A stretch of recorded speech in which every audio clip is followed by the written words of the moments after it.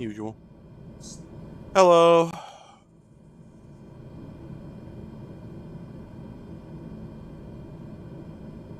Yeah, let me just jump over to my PC here and do just that. Yeah, that should be fine.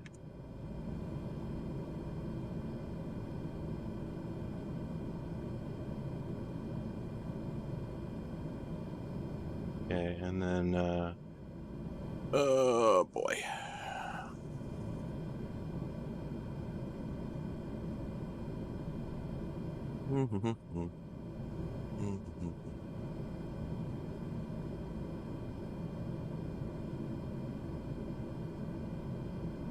Hello, Sarah.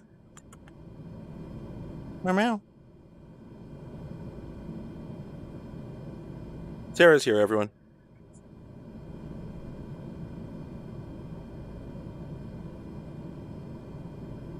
Oh. Now she's very here. She continues to be here. Sarah has never been a good cat. That is not a new cat. That is actually an old cat. That's Sarah. She is, well, I don't know if she's Gibbs' sister, but we do call her that. But at any rate, yeah, she's a very special animal. And hang on a second. You know what? Do I have the ability to select that? There we go. Okay. Now everyone can see the cot. A little bit anyway. Yeah, go ahead and Daria's here, by the way. She is suspending the cot. Oh, there she is. Whoa, she does not want to. Hello, Sarah. Do you want to come lay on the yoke? Do you want to come lay on the yoke? You want to come rub all over the yoke? It's Sarah with no H, like the Ben Folds song Zach and Sarah. Zach without a C, and Sarah with no H. See, we missed a bet by not naming them that. She's having a good lay. You know what? I said I wasn't going to move the camera because it's a huge pain in the ass, but like people are missing out on some quality cat right now. Can we? There we go. Yeah, we just need a Sarah cam. There she is. That's Sarah, and within minutes of starting, she's just in the goddamn way. This cat. She's an absolute. Well, what she is completely goddamn out of control, completely unhinged, always trouble. Oh. Yeah, she's just like absolutely grinding her face across my hand right now, including her cold, wet kitty nose. Anyway, yeah, so we've got the Cytec / Logitech G flight yoke system here. I just have the yoke itself and the just the throttle quadrant. And let's just check our controls. Okay. Elevators. I'd be lying if I said I could remember ailerons? I don't remember. Anyway, flaps are working. Where's our... Oh, there we go. Okay. There we go. There we go.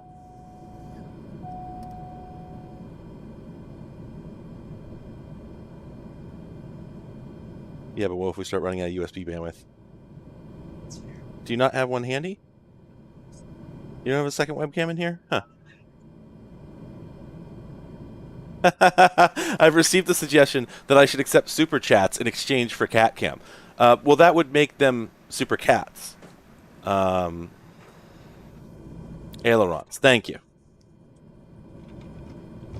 Yeah, so the actual story with the yoke, I should mention, is that back during the depths of the demic, when you couldn't buy, like right after Flight Sim 2020 came out, when you absolutely could not buy a yoke for any amount of money. Nobody was selling them, or nobody had them in stock, I should say. I think you could buy a HOTUS, but you just could not buy a civilian flight yoke. It was just impossible. Not at any price. You could. I think you might have been able to buy the super custom $5,000 ones, but even then, I think it was actually kind of impossible.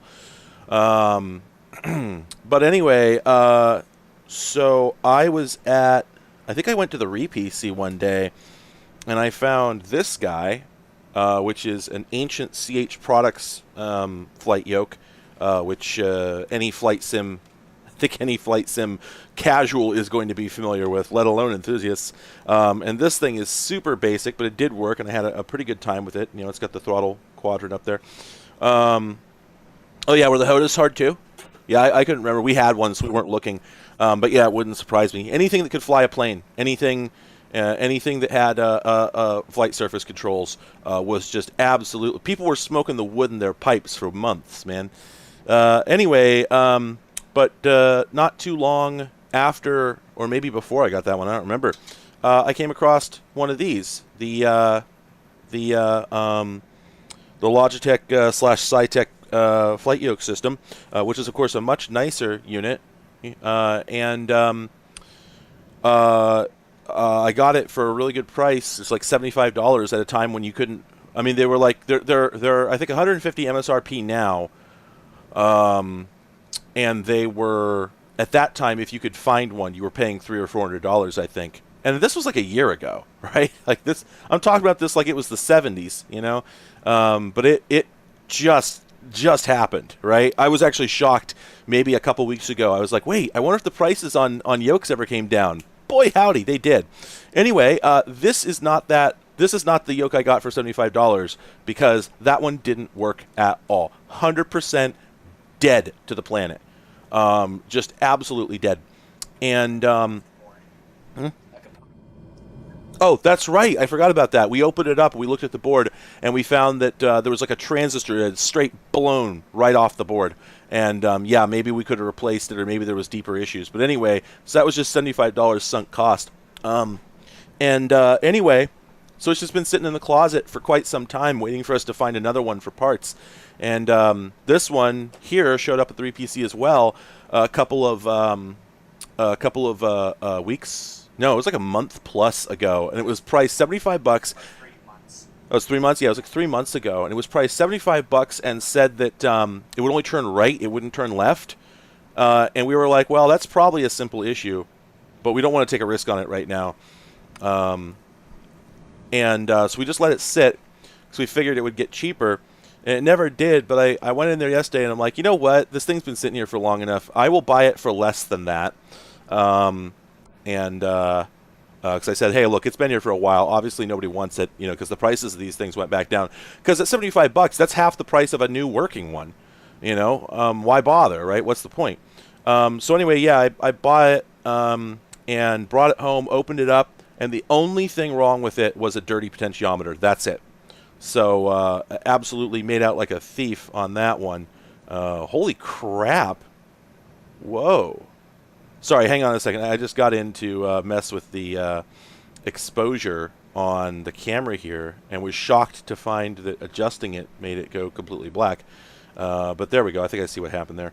But yeah, the white balance here was really bugging me. Oh, cool. And if you put the white balance on manual, it just goes completely nuts. Yep. Wow, that absolutely sucks. I can get you some. Nah, don't worry about it. Anyway, so yeah. Oh, hey, Hudson. So I opened up Daria actually opened the thing up, and we just put some deoxit on the pot, worked it, and that's how I made it here today. So in the end, we ended up paying, and we didn't need any parts from the other one, right? So that's just pure sunk cost. So really, we just got a yoke for $25 or so, which is a good deal. But in practice, combine the two, we spent $100, which is still $50 short of a brand new one, and it does seem to work. So anyway, God's your uncle. All right, so we're going to do what I think is a short flight. I don't remember if I checked my... yeah, it did. We are originating from King County, we're originating from SeaTac International, and we are flying to PDX Portland. I think it's I want to say that's like a. You know what? Actually, that might be longer because I know that from because I'm looking at this, and that is it's 113 nautical miles, which is okay. Oh, estimated time arrival is in actual time. I thought that was in hours and minutes. So 215. Where? Wait, am I? How long is that flight? Oh, is that my estimated time to empty? Maybe. Yeah, I can't remember. Yeah, I didn't think. Oh, hey, Rachel. Is it Rachel or Rachel? I don't know if I've ever had you on a stream before. But anyway. But the point is that it should be a pretty short flight. Yeah, this is Microsoft Flight Simulator. FS FS 2020. Whoa, Nelly, you got some slowdown there. And yeah, it's a really gorgeous piece of software. Just absolutely beautiful. Things remarkable. Okay, just Rachel. Okay, got it. Anyway, but what I want to do before we start the flight is, oh wow, Sarah is full way upside down and grinding her head into my hand. Anyway, what I wanted to do is I wanted to turn on one piece of assistance. I turned everything off, but I did want to turn on, there is a feature where it shows you waypoints, and I did want to turn on that. I think that's the only thing I wanted to change. So we'll go ahead and do that. And we'll see if we can, if Sarah will stop rubbing on me. No, I prefer to land by the seat of my pants. So, all right. So I think we're just about ready to get started here. I don't think, does this vehicle even have? No, this plane is not large enough to have a seatbelt light. I'm pretty sure. Yeah, we got the cabin lights on. I'm sure the air is on somewhere. That would be what? Down here, I think. Let's hide that yoke. Where is our air conditioning? Those are all the breakers. Ice protection. Oh, do we have any warnings up right now, actually? Because I kept having that problem. Pitot, no heat left, right. Yeah, we should fix that. Where the hell? There we go. From the pitot heaters. All right, it's a lot happier about that. And then lights are on. Test that hydraulic fluid sensor. And then where on earth? What GPU are we running this on? RTX 3090. Yeah, it's a GTX 3090. Yeah, did you know? Wow, where the hell? Yeah, thereabouts. Where the hell actually is the air conditioning? There's got to be air conditioning in this thing. I don't see it. Huh. Alright. Well. Oh, is it down here? Oh, there it is. Nope, that's the cabin pressure draw. That's the cabin pressure control. Huh, yeah, I don't know. And then emergency oxygen control. Huh, alright, well, anyway. Let's get flying. Wait, I was looking at the AC? Where? Oh, there it is. Ah, geez, I was looking past it. Okay, well, none of it works anyway. So, all right. Well, that's a disappointment. I guess no air on this flight. Yeah, we'll pop the windows. Let's go ahead and get started. I do not know any of the ATC procedure, so I'm not going to bother. We're just going to hit the engines. P brake off. I don't have rudders yet. We haven't gotten those. I don't know why this thing is so squirrely when you start moving. But at any rate, I also don't remember the V speeds for this thing at all. Come on, a little less squirrely. Well, that's good enough. Wait. Nelly, what the hell is going on? But yeah, maybe it is. Is it just windy? Because I'm having a crank this thing to the right. Boy, howdy, this is a messy takeoff. Yeah, so gear. Whoa, jeez. Trim up, trim up, trim up. There we go. Clear to land runway tree for left speed bird 5 tree. It shouldn't be. I don't think. Maybe it is prop torque. I'm not sure. This is a dual prop. I don't know if that happens with those.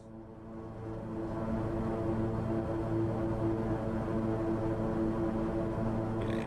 I was not paying attention to ATC, so I'm not sure what I'm supposed to climb to. But we're going to go ahead and level out here so I can try and get my bearings. That was a ridiculous takeoff.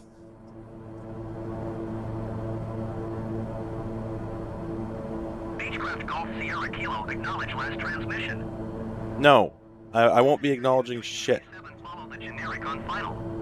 I'm not following generic anything, okay? Landing runway tree 4 right. We got a bit of a problem. I've gotten out of sync with my, oh no, we're having some problems. Clear to land runway tree for center horizon air 2 tree trees. I can, but there we go. Okay, we are way off path. Let's try and get back on. Yeah, dual prop wouldn't make sense, right? Yeah. So I don't know. Okay, let's try and get back over.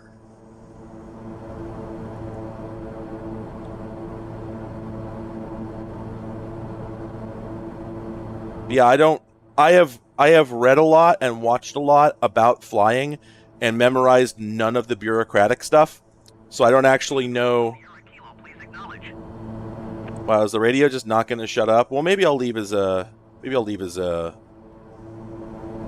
area soon. Are my damn flaps still deployed? Yep, I'm going to just a moment. I'm just trying to get this thing stabilized.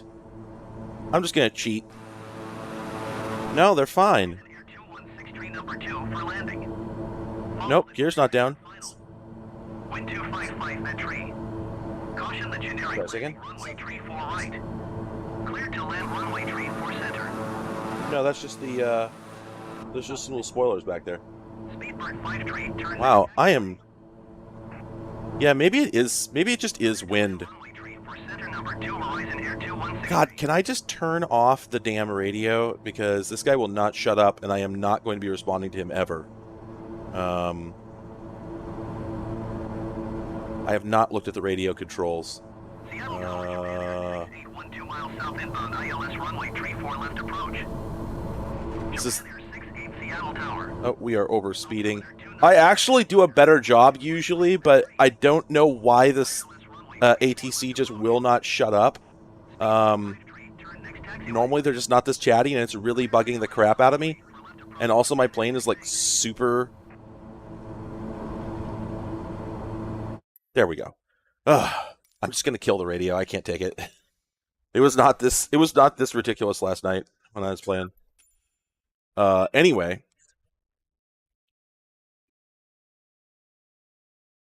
Yeah, was that it? Okay. And then let's see. Oh, that reminds me. Did everyone see the video recently of one of those little planes with the built-in parachutes actually landing with the parachute? And I think it's in the Netherlands. And you could just hear the guy who's shooting as this plane is like crashing 30 feet in front of him. He's just going like, nay, nay. And I think you could actually hear the pilot like screaming, and then the thing just just bumps into the ground, and the guy just gets out. It's really funny. This company, I can't remember the name, but this company's been pushing built-in parachutes for personal aircraft for years and years and years. They've been selling these things, and they're like, they're safe. Yes, your plane will be totaled, but you will survive, guaranteed. If the chute deploys, and you're, above if you're within your like service envelope, you're going to survive. And of course, why wouldn't you? It makes perfect sense. And so, it was neat to see it actually work. All right, so let's see. Yeah, no. All our axes are fine. There's our rudders. I think we just have strong wind. Yeah, I could check it in the weather settings. Is the thing, and that's what I was gonna do. So let's. Okay, what is our wind situation? There really doesn't look like there is any. That's the ground winds. No, those are just clouds. So there's no wind layer up here, so I don't know why it's happening. But yeah, sorry, that just like really threw me off. Trevor Jacob. That's not the guy who stole the plane, is it? Let's try and get back on course. Let's try and salvage this a little bit. Be a tiny bit professional with our amateur aviation. So we're at 5,200 feet. I have no idea if that's where we're supposed to be. Just gonna try and keep her level. Get back on course here.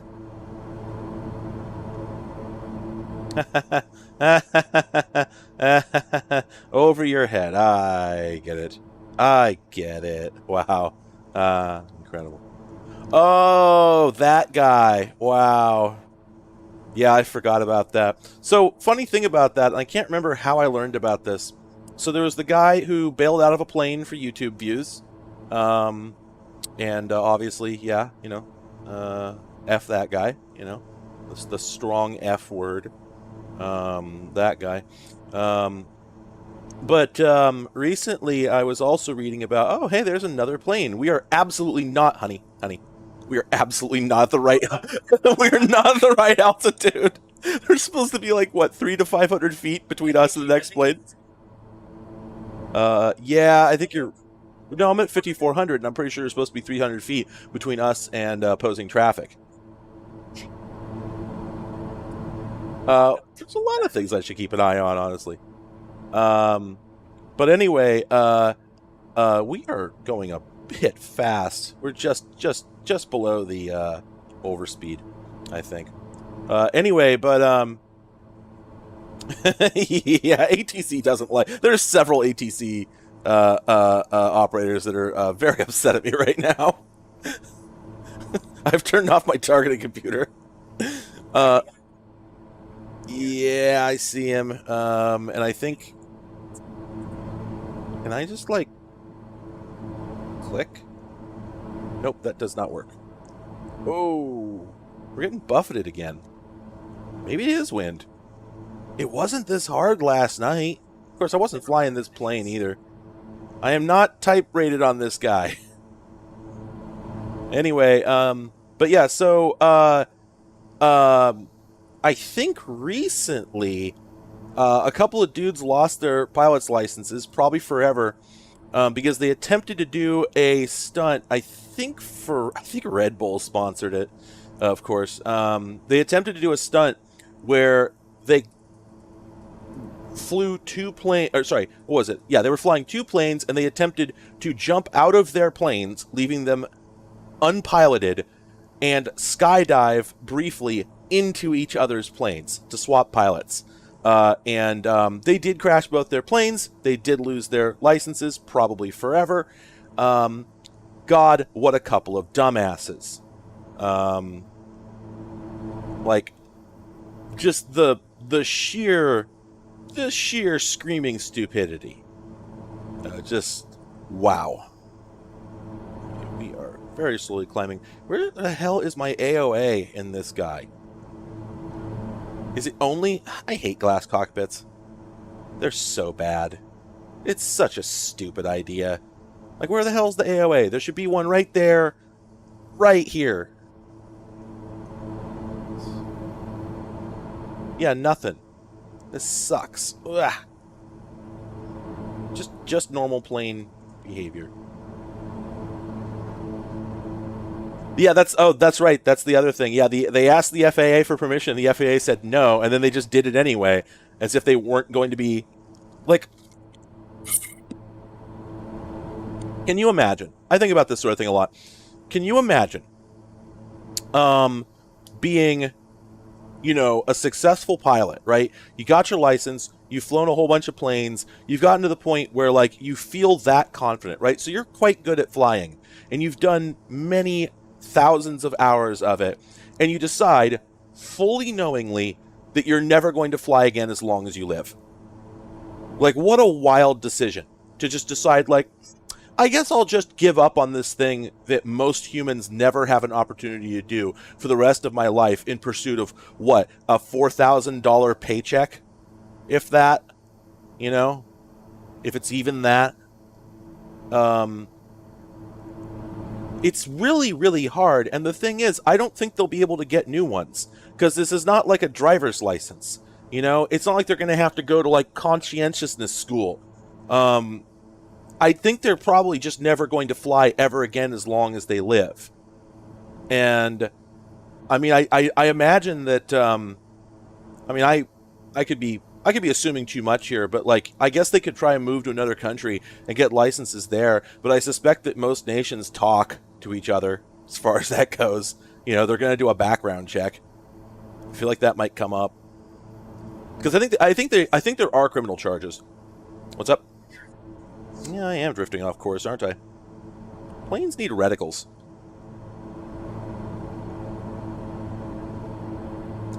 Yeah, I love any government agency that's just absolute hard asses about the thing that they're in charge of. You know, when it's like, I think regulations are wonderful. I absolutely love regulations. I love the idea, you know, it's one thing when it's like criminal law where a tremendous amount of it's malfeasance and bullshit and prejudice. But when it comes to, like, any of the regulatory agencies, I'm just, like, fully behind them most of the time. I mean, obviously there's been a lot of corruption and bullshit in the last, well, just forever, honestly. But a lot of the time, the stuff they do is just extremely respectable. So there was an incident recently. Oh, I have no idea what altitude ATC gave me because I was, well, one, I was super distracted during takeoff. I did not maintain a sterile cockpit. And two, I turned off the radio completely. So we're just guessing here because I am not actually a very good pilot. Now, most of the reason for that is that I'm not a pilot and don't know what I'm doing. I've just watched some YouTube videos. And I've read some books. But anyway. So I want to tell you about a thing recently. It happened not too long ago. I think it was a year or two ago. That I learned about this in sort of the same category and much funnier. And so out in, God, what was it? Oklahoma? Something like Idaho. It was Idaho, I want to say. There was a forest fire, and firefighters are, you know, working on putting it out. It's not near anything crucial or anything, but, you know, they're doing their jobs. And this guy comes on the radio. This voice comes on the radio. It's like, hey guys, blah, blah, blah, blah. I got this radio repeater on a tower about 10 miles from you southward. Can you go put protective spray it down with some protective foam? And they reply, who the hell are you? And he, like, mumbles some shit at them about being like a comms technician. And they're like, get off this frequency and then tell us who you are. He tells them he's just some guy. Naturally, he's just some dude who, yes, does have a repeater out there, but is not in any way. He's a civilian, right?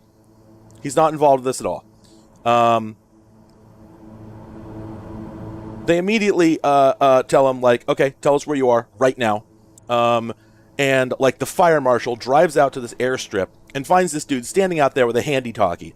And just, like, you know, this is not detailed, but you know he just walked up and said, if you ever do that again, you are going to prison. He does it the next day.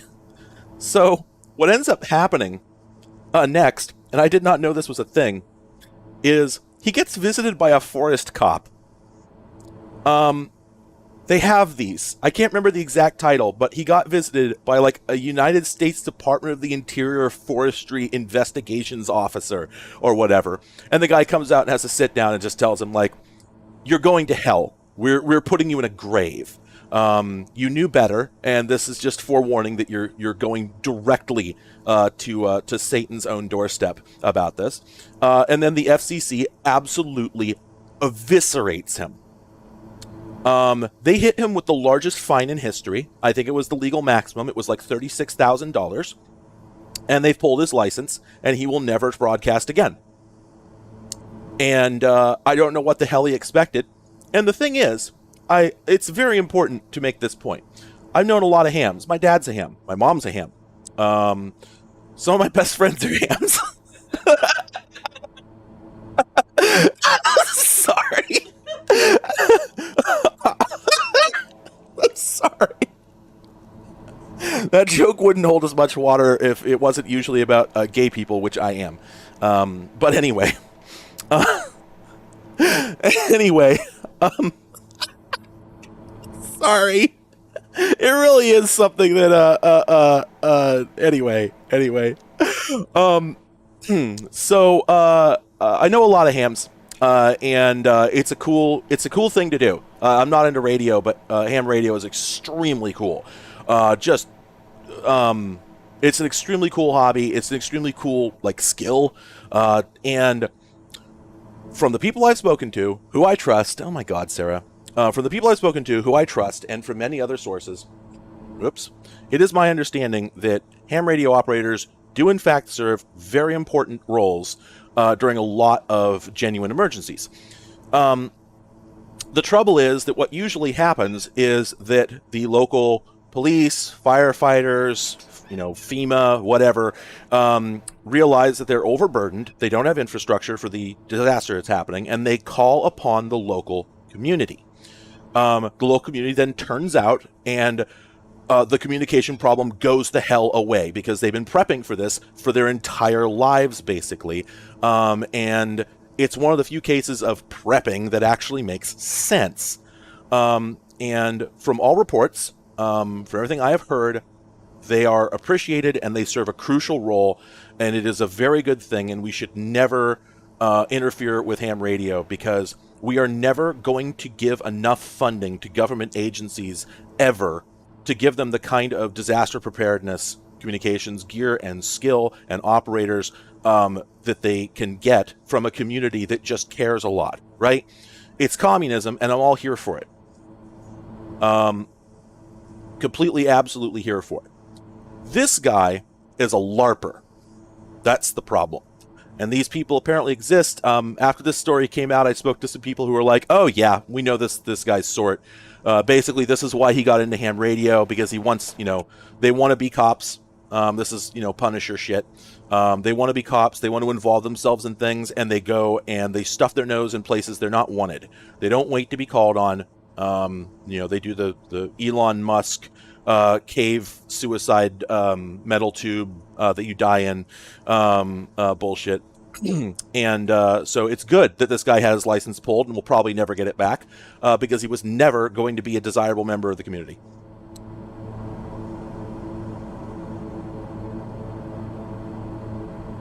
Oh.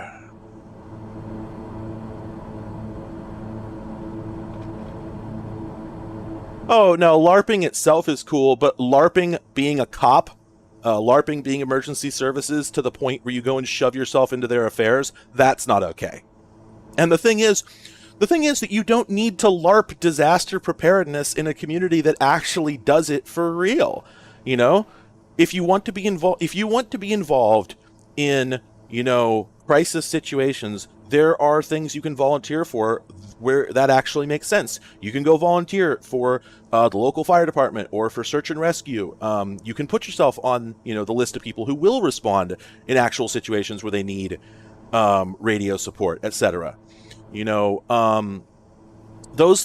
are options there. There are ways you can make yourself useful, but you have to ask for permission and do what you're asked to do, because you can't make it about yourself. And, the conviction of everyone that I spoke to who looked at this thing said, nope, this guy just absolutely wants to be a hero. He wants to be the center of attention. And it's a good thing he's off the air. Oh, wow. Huh. Fractured, huh? That's really a shame. I'm sorry. I don't really know much about amateur radio outside of the United States, where it's extremely healthy. But I've always assumed that there were at least some countries where it wasn't so much.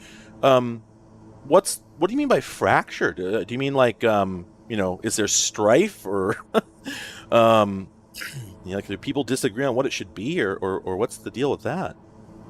Pardon me. I always wonder actually how amateur radio works in Europe actually, where countries with different very different legal systems are so close together. Over here, the risk of well,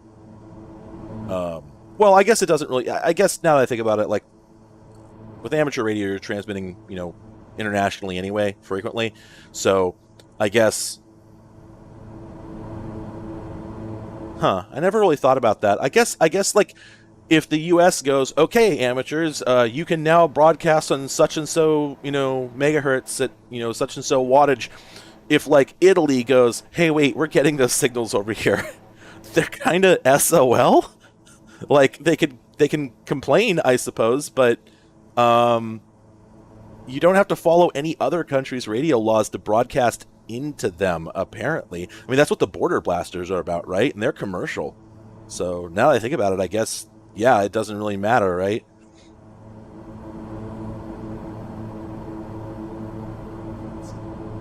Hmm?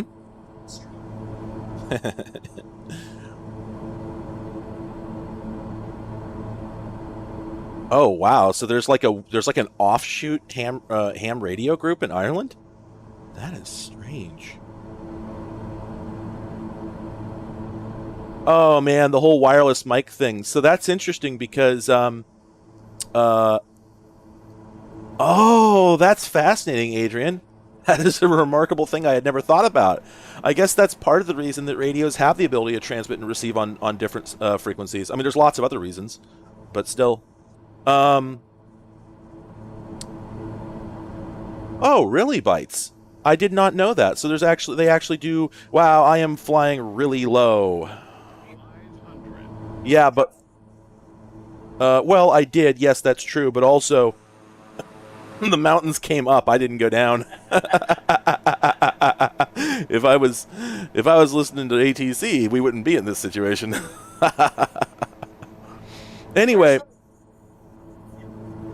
yeah, yeah, it would have a terrain warning if we were really down there. But I think, really, I mean, for safety, if something went wrong with the engine, I would have no room to recover right now, right? So we really should probably be much, much higher. The service ceiling on this craft is 15 grand, so we could have been at 8,000 this whole time, but I prefer to see the ground if I'm in a simulator. Yeah, we can get up there. There we go.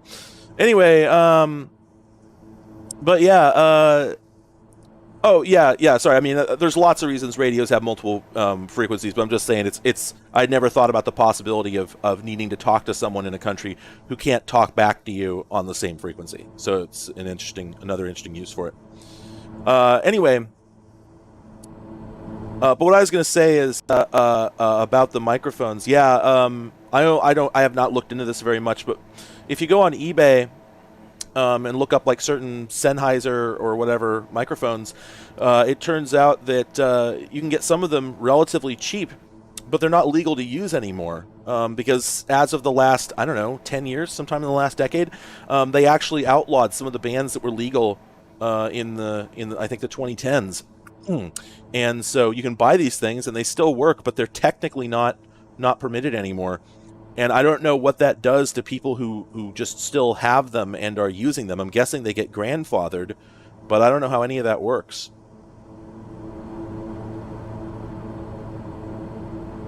Say again? Oh.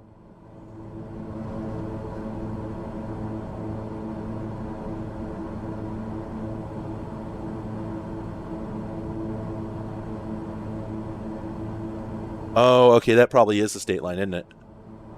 So in that case, wow, are we really that far? Oh, that's right, because, wait, I thought Portland was on the state line. 25 miles? Well, I mean, if that's the case, then where's the city? I don't think that's where we are. No, we're not there yet. No, look, that's a minor waterway. We're not lost. Don't worry about it. Christ, Hudson.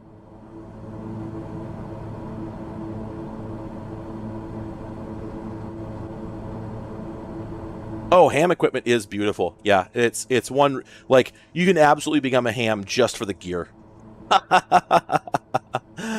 Oh man. Knobs and buttons and dials and like lots of direct access controls, and yeah, really just gorgeous stuff. Oh man.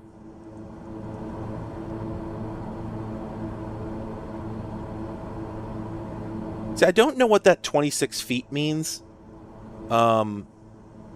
Like, I know I'm not 26 feet above it, and I know I'm not 26 feet from it. So I really don't know what that means.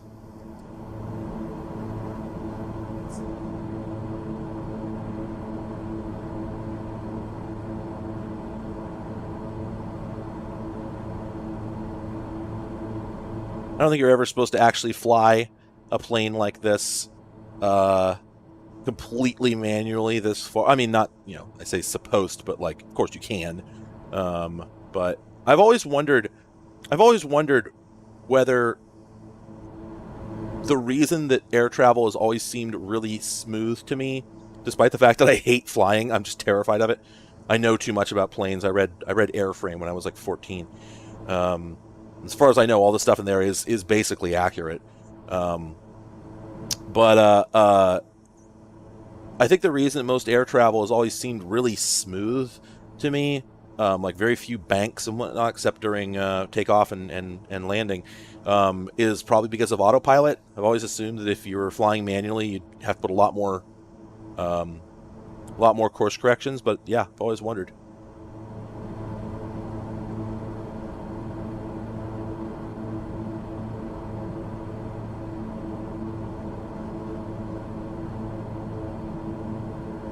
Rachel, that's extremely funny to think about. Okay, we are coming up here.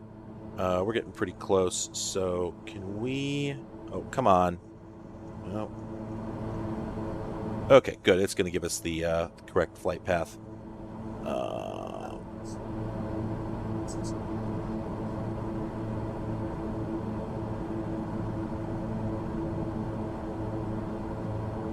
Yep, so that's our destination right there, 13 miles out, which is nothing in plane terms. Yeah, I mean, the thing is, like, you don't have to mess up very much to crash a plane, but you do have to mess up in ways that are easily avoidable if you are being at all reasonable. Pilots are appropriately terrified of what they're doing and understand how much everything matters. And the generally, now I should say, in commercial aviation, private planes crash the time. It's actually kind of amazing how often private planes crash. The number of deaths in like Cessnas is just kind of wild. It's time for us to start losing some altitude here, I feel.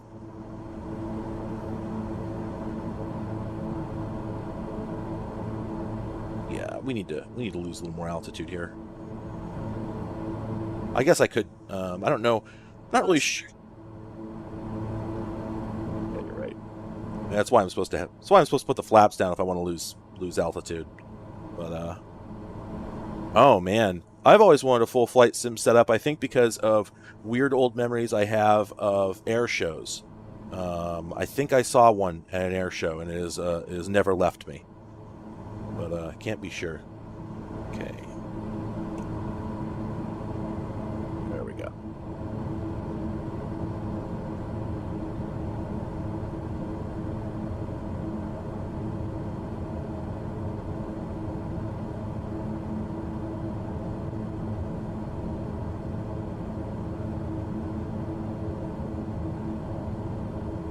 I am positive we need to lose a lot more altitude. We are like almost there.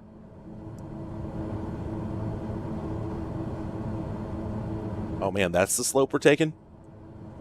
Get ready, folks. This is about to be a really nasty landing. Oh my god, we need to lose a lot more altitude. What is going on here?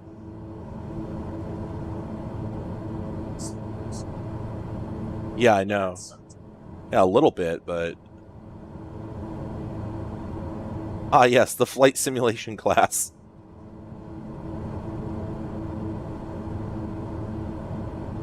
Is that runway not, like, right there? How am I going to hit that at this angle?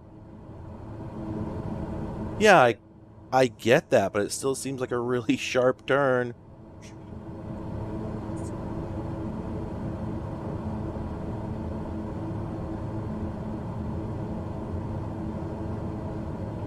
I'm coming in on the exact same vector. Like the opposing vector of that SKW 6281 right there. We're all good.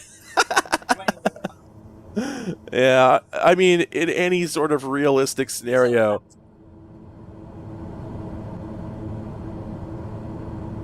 Yeah. Oh, we're way too high. Oh, there's absolutely no way. No, I'm going to have to come around. I'm going to have to come around. There's no way I can do this. All right, engines up, flaps up. I absolutely host this. Oh, man. All right.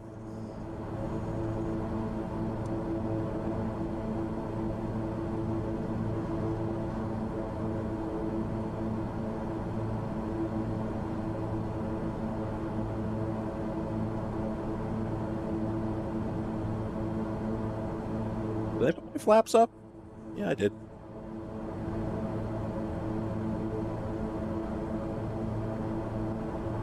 Oh.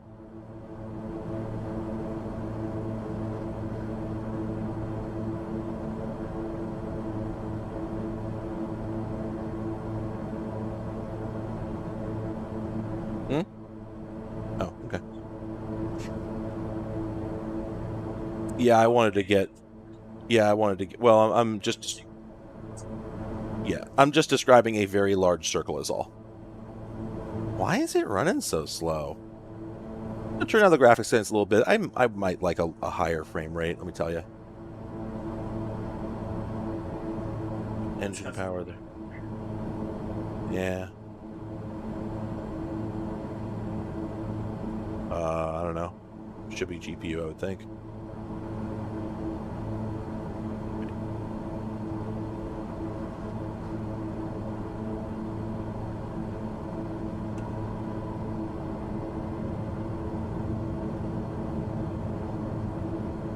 It is down.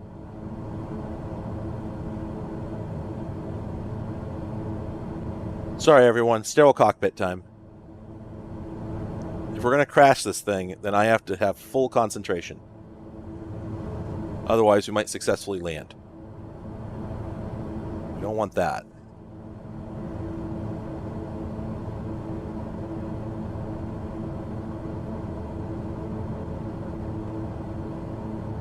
Boy, I just can't seem to lose much altitude. Like, look, I'm just pointing downwards. Drop the engines a little bit. Hit my flaps, too.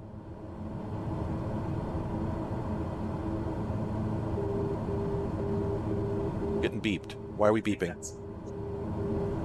Which direction? No, that's up. That's up well above 250 knots. I have no idea what this beeping noise is. Okay, good. It stopped. That means everything's okay. Okay, so we're going to cut a tighter circle here.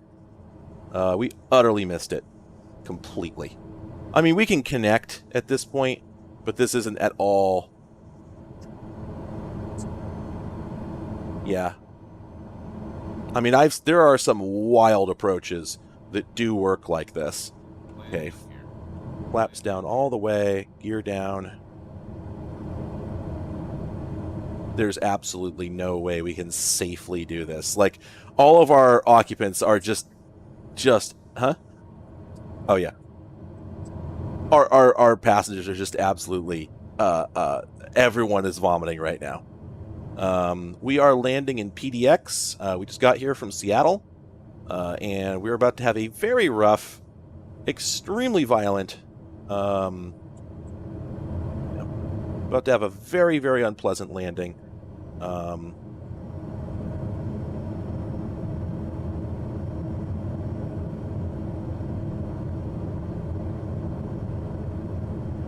Exactly on the glide slope here. Oh. Yep. Are we landing at the right runway? I don't think we are. I think we were actually... Oh, yeah, we are. Okay. All right. We're good. Okay. Nose up. Yep.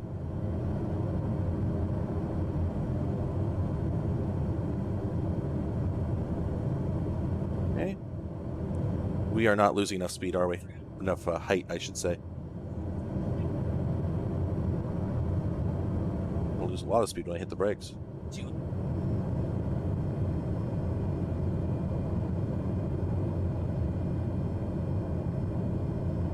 Okay. Oops. Oh boy, we're stalling. Okay.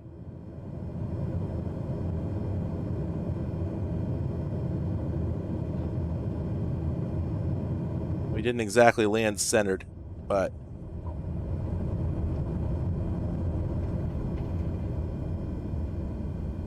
why the rudder is so squirrely.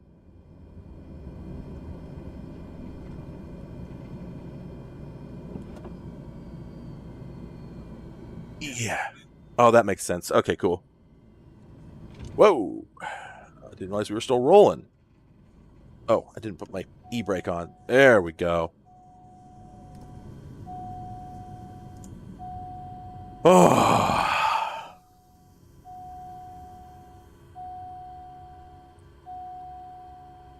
No, we're good.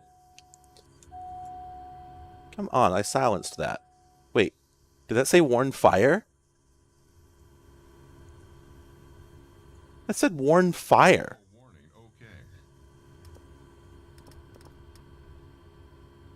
Yeah. Huh. No, but apparently that's all that can say, and it just does it if you turn the e-brake on. Huh. Oh. Let's see. Where are the main cutoffs? So we definitely need to turn this thing off.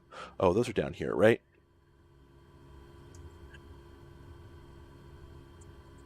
I don't intend to.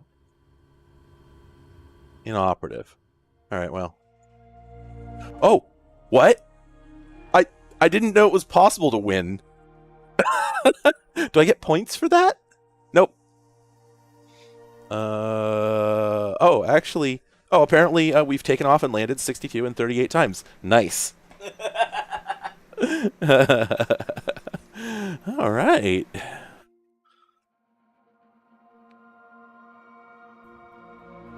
I mean, being that it's like a free form, kind of free roam sort of thing, I was just under the impression that it would just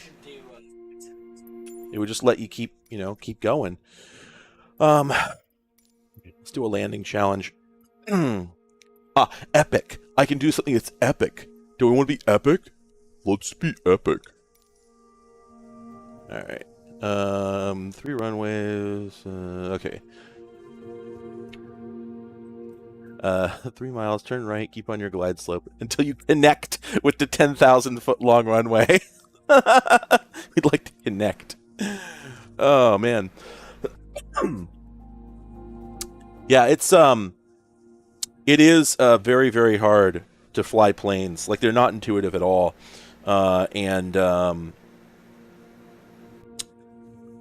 If you're flying like a properly realistic simulator, like it's really hard to make the thing get off the ground or land. It's just not straightforward at all. All right.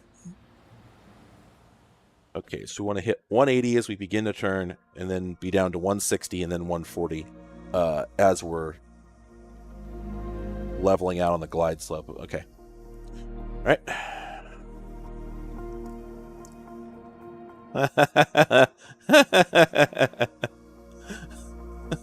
Ben, it was still funny.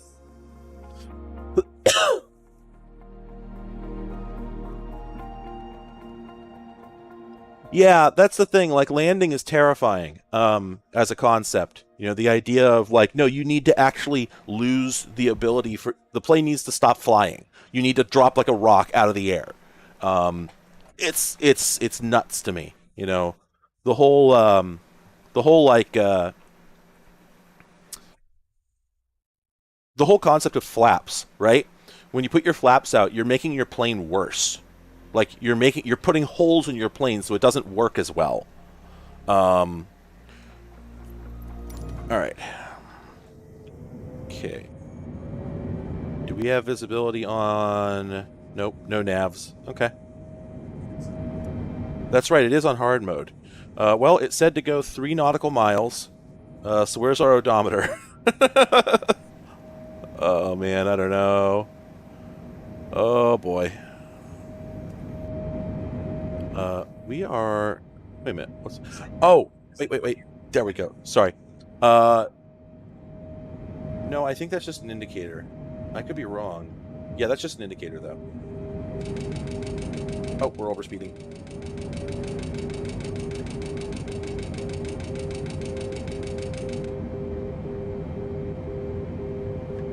Hello, 100. Nadia, they actually did put a rocket belt in this. We'll go do it next. So we're at 248 knots. Yep, and we need to lose a lot of speed.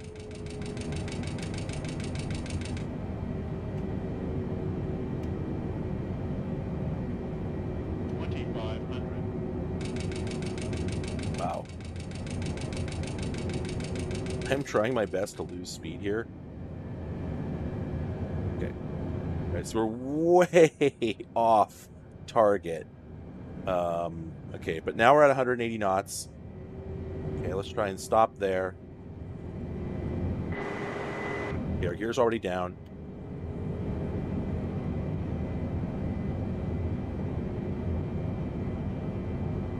I think we missed the runway.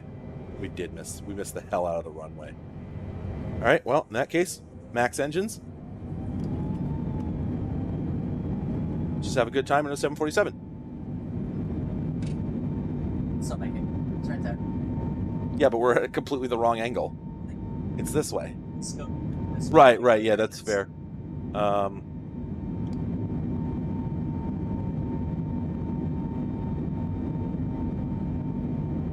right, here we go, folks. Coming in for a landing.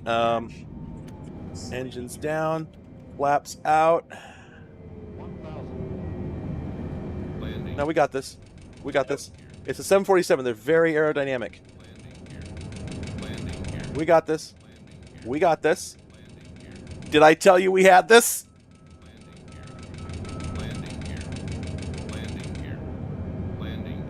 Overspeed, do you think? Oh, she wobbled.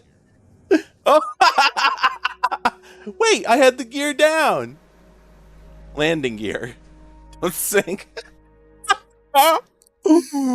I can't play that effectively without more assists on, so let's go back and do the rocket belt. You got it. Hey, the 747 actually is pretty nimble. It just doesn't really have the airframe to do it reliably, but it can move as well as the 787, which can pretty much fly like a jet fighter. You'll just damage it in the process. But anyway, yeah. Did we... Oh, you know what? I don't think we actually bought it yet. The rocket belt? Oh, I know. We gotta deal with all that, yeah. But hang on a second. Let's go find... It's under aircraft. That guy? Yeah, this guy right here. $6. Yeah, $6. So can we buy this, or... Yes. Okay, so should I... Is there any... Full screen camera? Oh, right. Yeah, I was going to ask, like, do we need to safe this? Okay. Okay. Ah, there we go. Okay, take care of that. Yep. Yeah, the 747 is like they're incredibly powerful, and they're built like brick shit houses, like to far better tolerances than they're ever going to experience in actual flight. And got it. I assume if we just closed it right now, it would just get confused. Yep. There we go.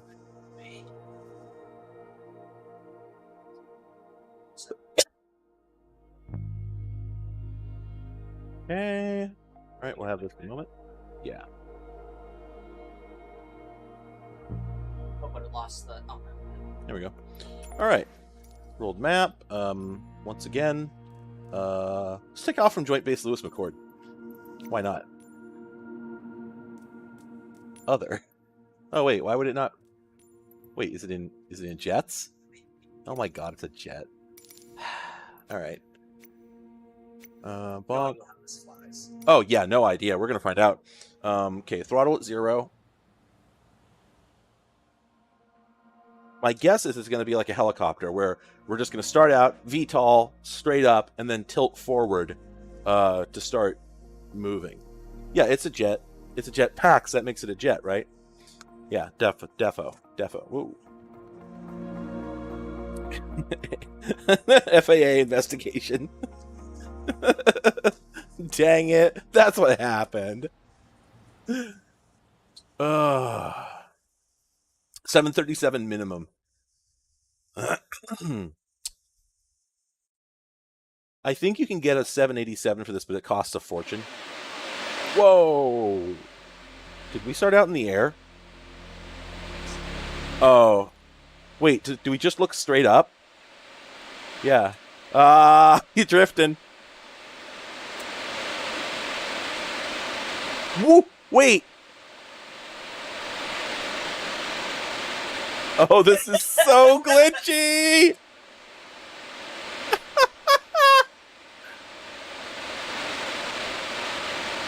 That was worth $6. Yeah, this is oh my god, this is so glitchy. You could just walk all the way around the world, because this is a realistically simulated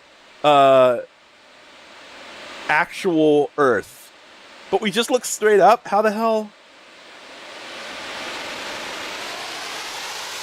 Oh, he doing it.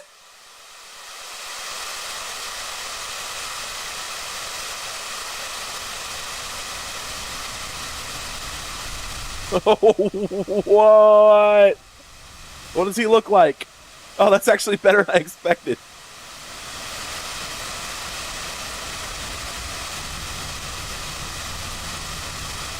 Yeah, this is pretty dope.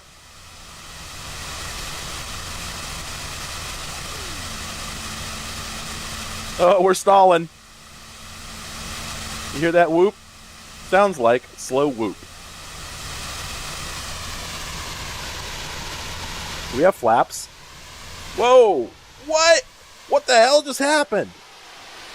I hit my flaps. Oh, we do have... No?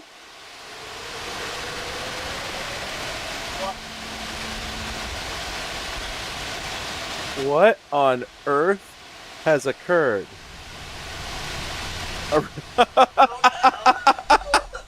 Holy shit! Whoa! Well, that was traumatizing. That kicked ass also. Yeah, I like how it said you caused critical damage to the aircraft. Every bone. Correct, yeah. Yes, the bones. Oh, man. Alright. Yep. Altitude, speed on the left. Not sure. Okay, now what's weird is I'm pointing forward, but I'm still gaining a lot of height. There we go. Okay, so I guess you look sort of down a little bit. Okay. All right. So what I want to do is I want to get super low and basically buzz the towns here. Oh, look at our fuel. This thing has like a gallon of gas on board. We're already at 92%.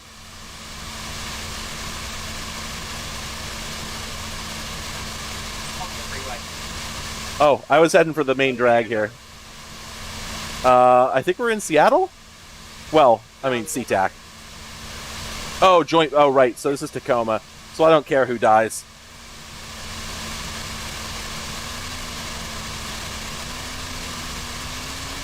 Look, the place smells bad. What can I say?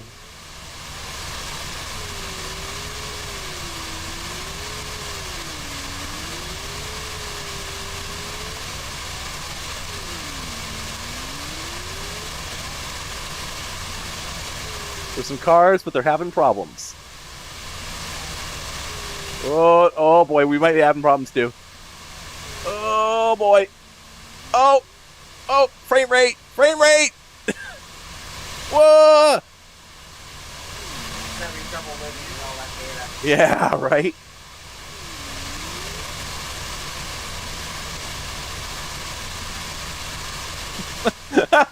But think about the commute you skip. Am I over throttled? I mean, I don't know. You know how to fly a wingsuit?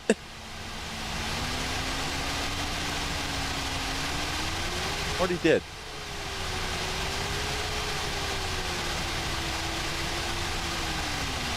Can't go into that bridge. Nope.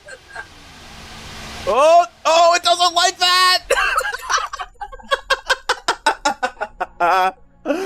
Oh, man. Well, that's the wingsuit, folks. Yeah, exactly. That's what I was thinking. Frame rate. Can you walk your dude off a cliff and then engage the flight suit? Well, I strongly suspect you can, and I was trying to think So of...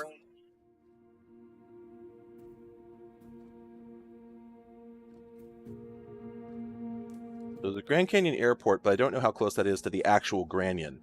But can we set an arbitrary starting point, possibly? So is... Now, I don't...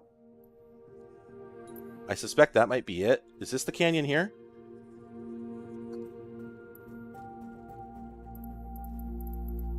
I do not know what the Grand Canyon looks like from a... I mean, that's why I was thinking that might be it.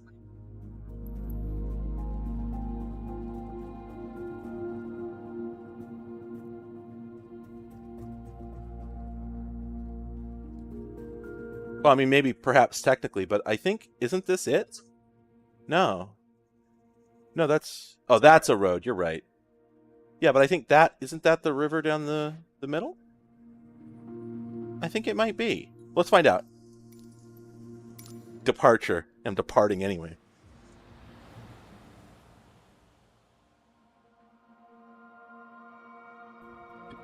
Did I say Granyon? It does seem like I would have.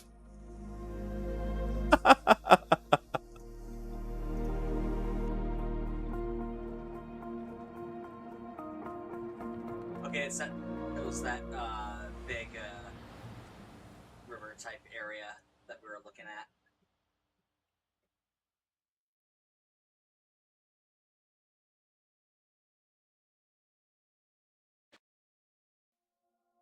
I think probably. Seems close. I think this... What am I doing in the air already? No, I didn't. Okay, alright, let's just try and stabilize here. Okay, gently. I haven't tried.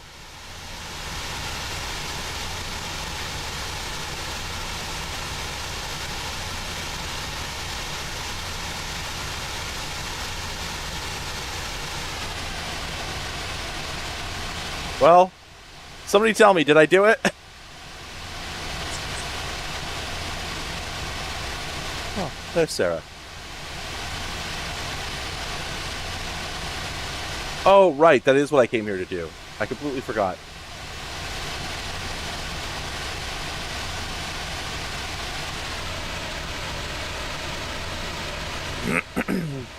Trevor? Gregor Samsa woke from uneasy dreams to find himself in a wingsuit suspended 6,000 feet above the Grand Canyon. Whoa! Oh, she's getting squirrely. We're not going fast enough. Punch it. Alright. No. Less porpoising. Okay, let's just try and stabilize. Okay. Pull up. Gently. Alright. Okay, there we go.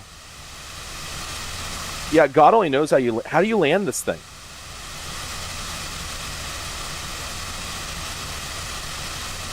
God, how are we going to do that? There's no way we're going to do this. I just don't think it's going to happen. All right, well, engine's off.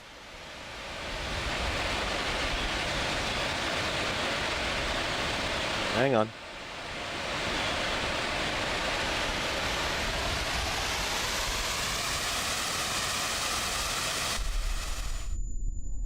No, it's okay. It's alright. We're fine. He's fine. He landed, didn't you see? Damaged your feet. My dick?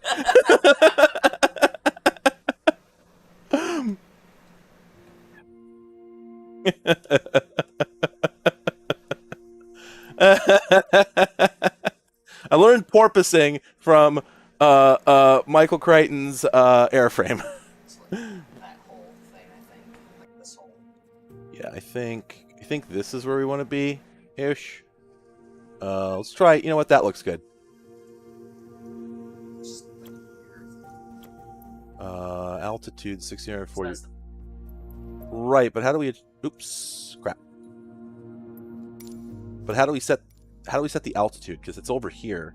Oh, there we go. That's what it is. No. It says airborne 5,000 feet. Maybe it doesn't have the option to put you on the ground if it's an arbitrary location.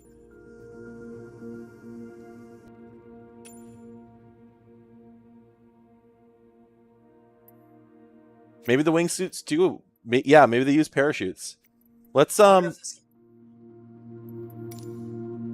It probably did, but I won't read it. Read me.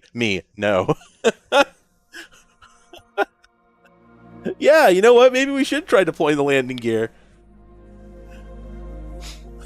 That's your feet, baby. It's the Flintstones landing gear.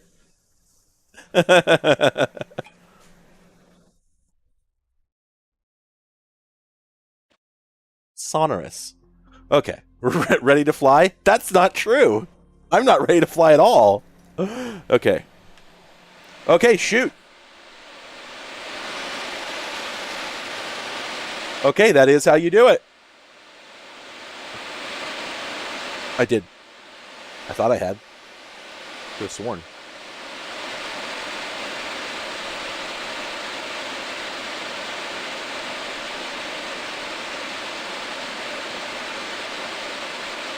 Yeah, I'm thinking that all the departures have to be in the air if they're not at a known location. Huh? Yeah. Yeah, it's good. I'm surprised they had this much flexibility.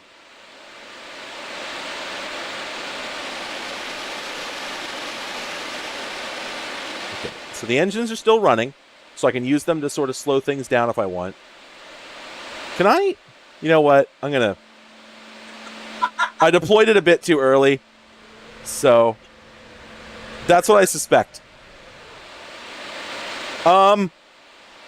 Okay, there we go. I was like, wait a minute. All right.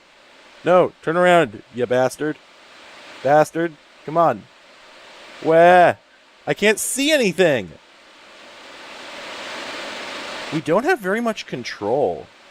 Okay, there we go. I'm using the jets to modulate my landing speed. It's going to take a long time to get there.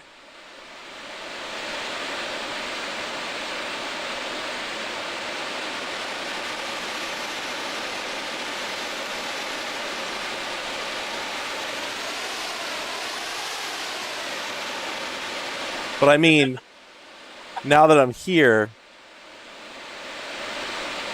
god, it's so confused. It doesn't know what to do.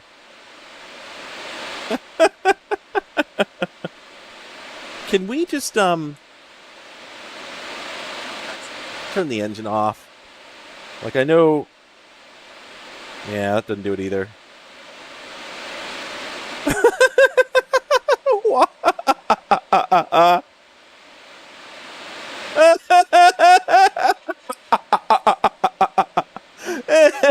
Look at the artificial horizon. Oh, because it's facing straight up from its... Wait. Oh, there we go. It's facing straight up from its perspective. So, Can I pop the chute down here? No. Damn it. Oh, wait, there's a hover mode? Oh, no. No. Okay, yeah, we're getting there. Oh, we're getting there. All right. Let's get this bread. By which I mean fall off a cliff and die.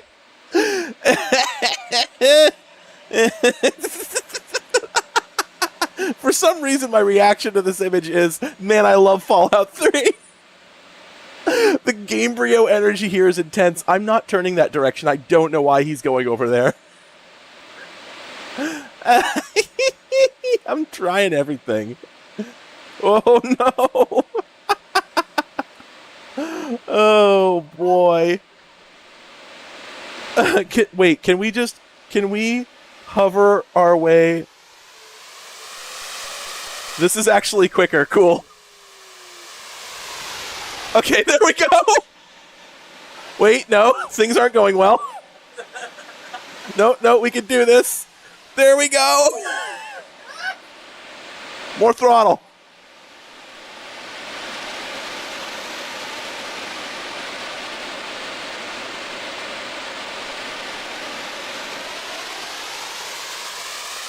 Yes!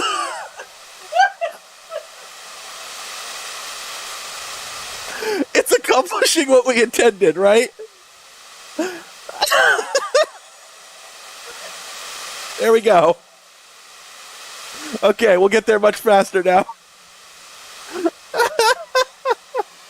Okay, just kill those. There it is. But how do we get up? Oh, there we go. What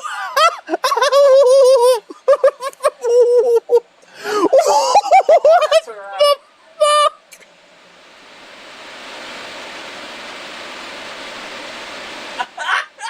He's turning very slowly.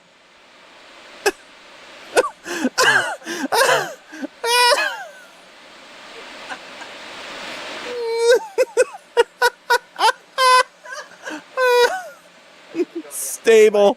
Okay, I am, but he won't turn. So hang on. Let's just hover and go to stable mode. There we go. Okay, folks. Oh, there are some disturbing problems with the ground here. Oh, we're so close.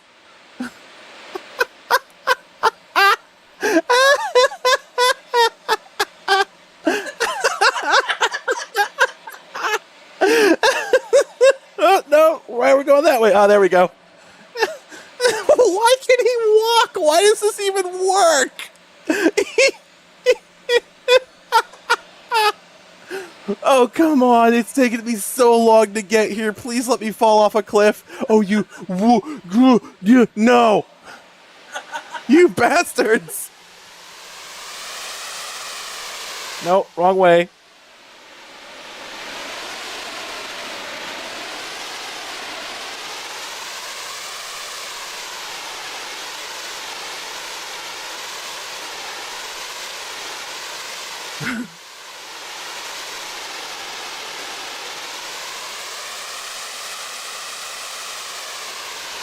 Oh, the cliff isn't nearly aggressive enough. It goes Sorry, getting up in the morning. Yeah, it's not gonna work. All right, hover mode. Yep.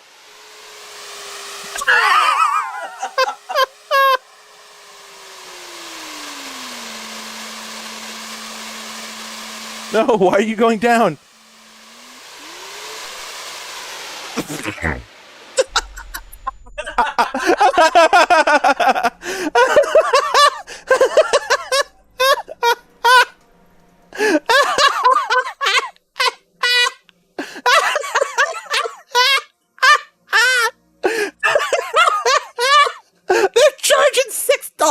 this.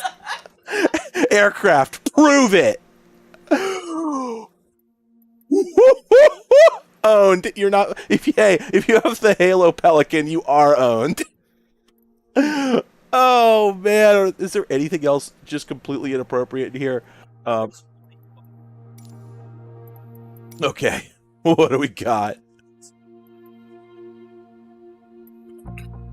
Environment is in French for some reason. Environment. Wildlife? Wait, you can buy birds? Yeah, well that's fair. Yeah. Canada, Central Europe, Midwest, West. I can pay $6 for some birds. In real world flying, birds present a unique and dynamic challenge. Birds present a unique and dynamic challenge is one of my favorite sentences.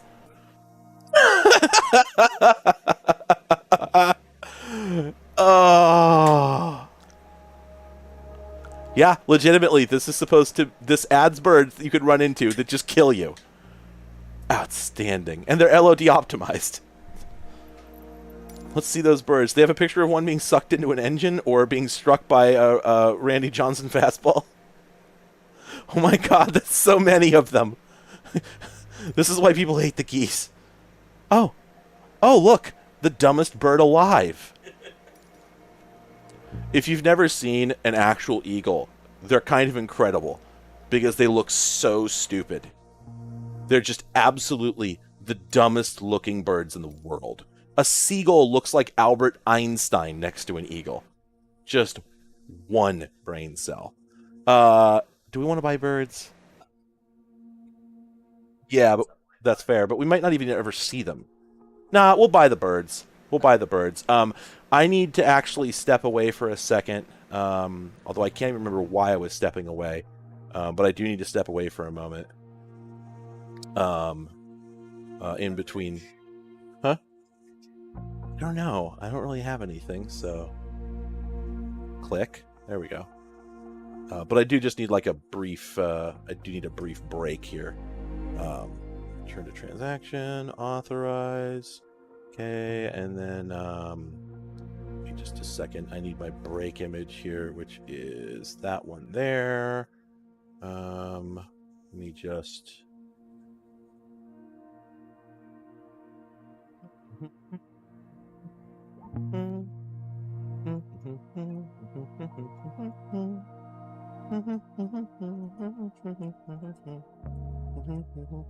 Where is she?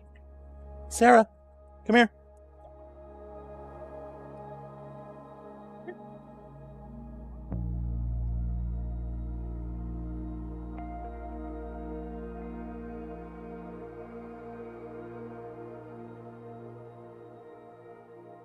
Come here.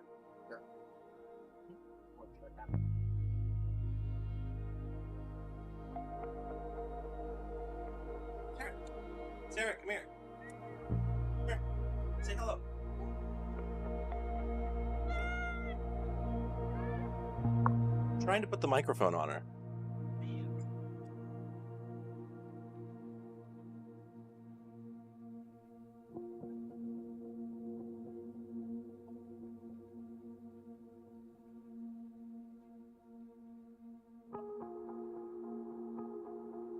Say the word, Sarah. Say the line.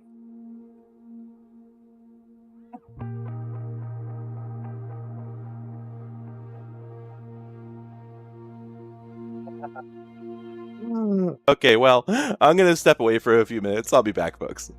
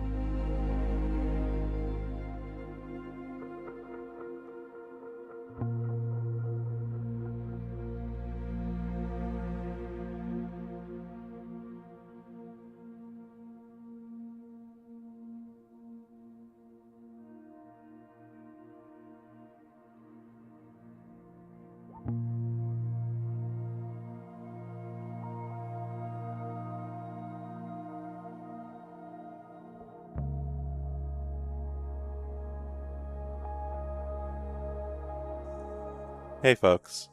Hello.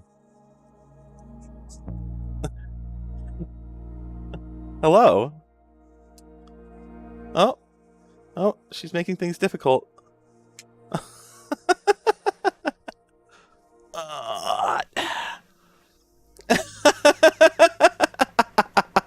Sarah, here, just pop that off.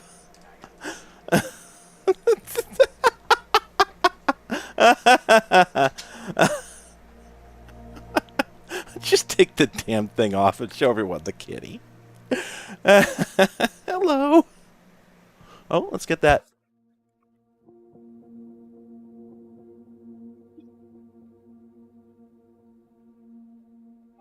All right. Now she has said hi properly.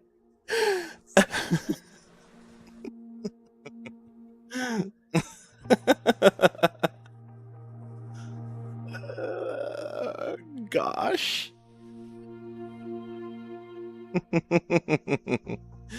Do you know who's a kitty? Is it you? Boop. Headbutts.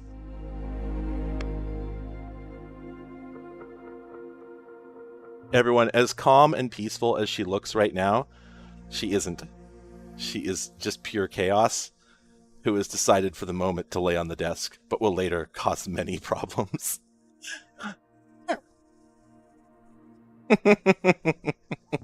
She's not wise at all. She doesn't know shit. All right. We'll be back to planes in a couple minutes here, but I wanted to just show you folks a few things first.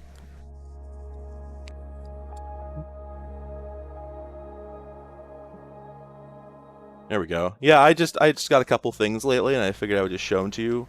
One of them is I got myself a Windows phone just for really cheap the other day, and the damn thing actually works, or at least, well, you know what's interesting actually is I just had to turn it back on, so I suspect the battery is dying because there's no reason it should have turned itself off. You know, phones don't generally power off automatically. Anyway, let's rethink possible. Well, they didn't exactly rethink possible. They sold themselves to Timo. Anyway, I just love this thing because of the design. Like, who makes a phone out of white plastic anymore? Maybe there's like some garbage ass, you know, Moto GX or some crap. Oh yeah, there we go. It started up, gave me the Windows logo, then immediately said goodbye. But the thing that I like about these that nobody else duplicated was Microsoft mandated a 2-stage shutter button. Although recently somebody told me that those were actually already on Nokia's own phones before they got, I think, bought by Microsoft or otherwise got brought on to do Windows phones. I don't know. I don't care. But the point is, you press a little bit to focus and illuminate, and then press again to take the actual picture, just like a real camera. So that's fun. Another fun thing. This guy here, I got an Archos. After all these years, I got a damn Archos. But not only that, let me see. Can I power this on? I think the battery probably died. Yeah, the battery is not in the best health. Well, the important thing is, I did not realize this when I bought it, but it's actually it's a DVR. It's a mobile video recorder. So I'm going to have to look into that as far as whether I can use it for portable SD video capture. That could be interesting. Also, I really like this. Clunk. It's got this big, heavy switch over here. And then the whole back comes off. That's the battery, so there's no good luck ever replacing that. And then just hard drive. There you go. There you go. Enjoy. There's the hard drive. You can... this has a 100 gig in it, so I'm thinking... I'd have to look, but I suspect that's... hang on. I suspect it's IDE. I can't actually see the interface. It's covered up by a little metal plate. I really firmly believe that that's IDE. Just given the age and the size and whatnot. So yeah, the fact you can just... The idea of media players where you can just open it up and there's a whole damn hard drive. I think my Creative Zen Jukebox Extra was the same way. And finally, some picture discs. I had never actually seen one of these from this era. I had a couple CDs, CDs nuts, but this is a Kodak floppy picture disc. And these actually still had the pictures on them, but they're completely uninteresting. They were just pictures of some figurines. I think somebody might have been selling, and that's it. So anyway, yeah, sometimes the pickings are kind of slim. The really cool stuff is actually down in my office, and it's too big to bring up. I got a Tandy Coco, Coco 2, which is a really good machine. And I got a right, I forgot about that. I do have one more thing here. I got a Tandy Coco, which is a pretty cool, one of my favorite 8-bit computers. Has some really good games for it. Analog joystick support, analog joysticks, I should say. It doesn't have digital joysticks at all. And that's pretty cool. It works. I just need to get a ROM cart for it. And a joystick, actually. If anybody has a joystick and or a ROM cart, let me know. I'd rather not go through eBay. Oh, thanks for joining 100. Have a good Sunday. But the other thing I got was a Brother word processor, one of the sort with here she look for the tail. We're gonna see a tail in a moment. Oh, there it was. And now, look at this. She's up. She likes to get up here on the damn headrest. This cat. She'll stay up there for hours. She is a ridiculous beast. Anyway, so I got the Tandy Coco, and I got a Brother word processor, the sort that has a built-in CRT and keyboard and everything. And the CRT is like a 2-to-1 aspect ratio. Super wide tube. It's in pieces in my room right now because I'm trying to repair the floppy drive. And then the final thing, Daria needed a external CD-ROM just for ripping audio discs. And the one we happened to get at the store was this guy here. And I'm just going to give y'all a minute, because someone's going to notice what makes this very, very weird. Oh, man. Not a lot of these out there.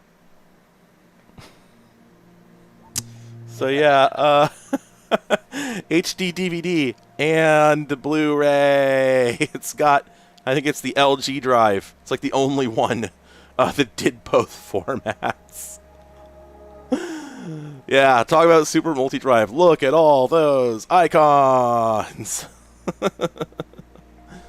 Does it burn? Yep, burns DVDs, burns CDs, and then does both Blu-rays and HD DVDs. If for some reason there's something wrong with you and you want that. The fun thing, of course, about that is that, yes, it will technically read both those formats, but you can't actually play either one of them without going through tremendous numbers of hoops. So, anyway, all right, go to Content Manager. Do we need to turn the birds on, or are they just automatic? I think we just have them now. I think if we want to get rid of them, I think we just have to delete them. So I think we're just good to go. So anyway, we're going to do a little more plane flying. I do have to admit, unfortunately, that I will be trying out the Pelican. The Halo plane. I'm sorry, everyone. Yeah, I think we do need to depart from somewhere cool. Oh, but I was curious. There's a section here for jets. Yeah, this thing here, the Dark Star. Is that real? I don't think that's real. Dark Star? I assume that's some comic book shit. Somebody asked earlier if they had a particular plane. I think it was a MiG. I don't think I have them. Alright, well, anyway. So let's take off. What is a good place to... What is a cool place to fly out of?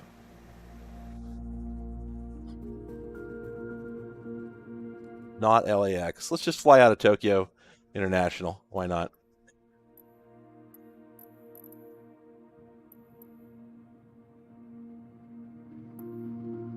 Oh, cool. Okay. Let's go to our flight conditions and turn off live time. Put ourselves in the middle of the day. Okay, that'll be a little easier.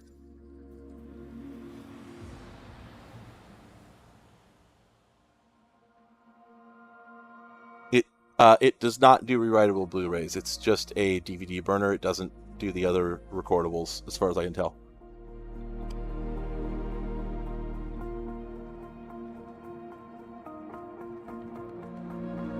Yeah, I kind of figured that Dark Star had to be fake. That name is just a little bit too on the nose. In my opinion, anyway. Sarah's still Sarah's ass is still here. In fact, we can... There we go. Yeah, I did add another webcam in the lower left corner there, which was meant to be a cat cam. So we can monitor the cat ass, or Cass, right there. I'm on the screen twice now.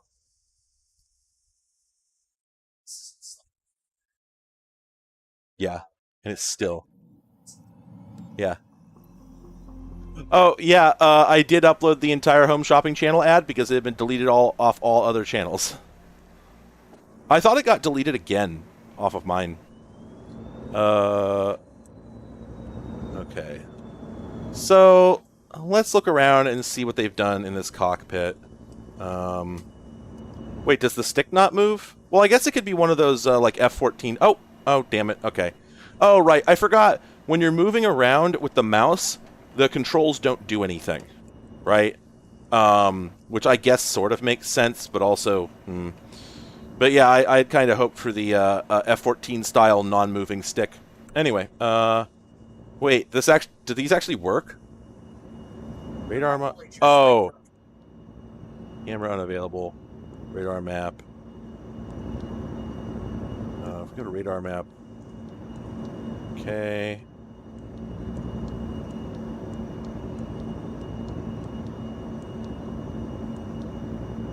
So we'll go to synth vision mode. Right, engine info, there's our engines. This is a VTOL, it looks like. God, this is dorky. Taxi lights, definitely. Landing gear down. Oh! Swap hover cruise mode. Huh. There's a Wii over here. Wait.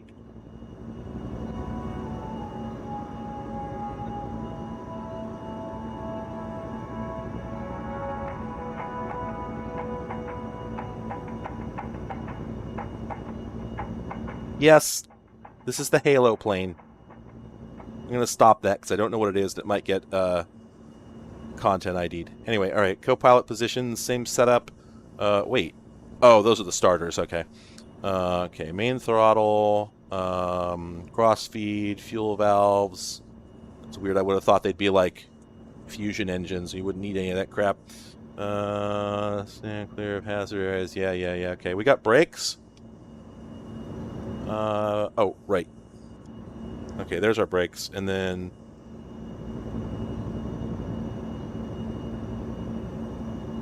Wait a minute. Oh my god, is the rudder not temporary? Is that what's been going on? Oh my god, my rudder is not... I don't have rudder pedals, so I'd wired up a couple buttons to do it, and it turns out they actually... Oh no. They just stay where you leave them. That's probably why I was fighting so hard to keep the last flight level, because my rudder was still... Or my first flight. To keep the thing... Okay, well that's a problem. I don't think I can change it either. But let's see, because I could... Yeah.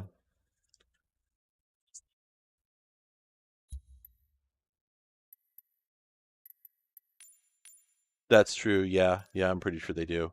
So if this... Is this... It's not recommended for this action. Okay, but it might actually work. Well, you know, I think if I assign this as an axis input instead of as a proportional input, I think it will actually work because it will interpret it as basically binary input to an axis, which is what I wanted. So let's try that. I think it will. If it works at all. Yep, look at that. All right. All right, punch it, Chewie. Oh, I didn't expect it to go that fast. Oh shit. Oh shit. Ooh, there's a lot of power in this thing. Whoa, that was me going forward. Oh, there we go. We went up so goddamn fast. Oh, man. Overspeed.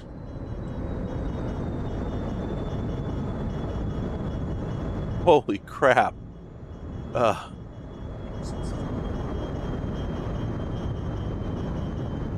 we're still overspeeding. Not that I can tell what our... Okay, so about 360 knots. That's all this can do. Oh, whoa. Oh, right.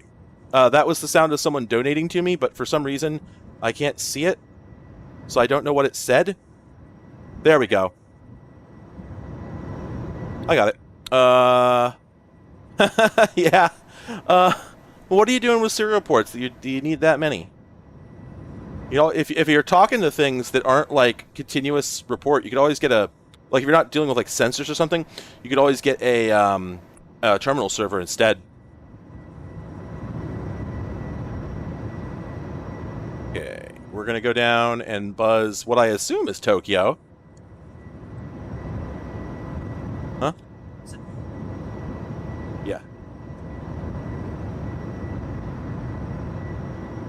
That's not gonna work, but I know. But that building's... We're gonna fall right through it. You know it. Whoa! What? The hover mode just turns off your physics. Yeah, there's just no physics now. Like, oh my god, it just, honey, it just lets you slew. It's just slewing mode. This is dumb. This sucks. Ugh.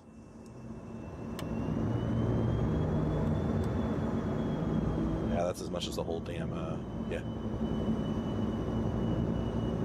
You know, I think this game lets you leave the atmosphere, so maybe we should try just going. We should just leave. But first we're gonna try what you said. We're gonna try to land on this building. We're not moving super quick, but what was... Why does it make all these noises?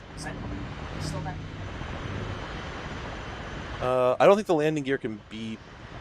Well... Well, I'm pressing the button. Yeah, no, I don't think it does. Anyway, we're very slowly inching... Oh, there we go. Whoops, I didn't have the stick all the way forward.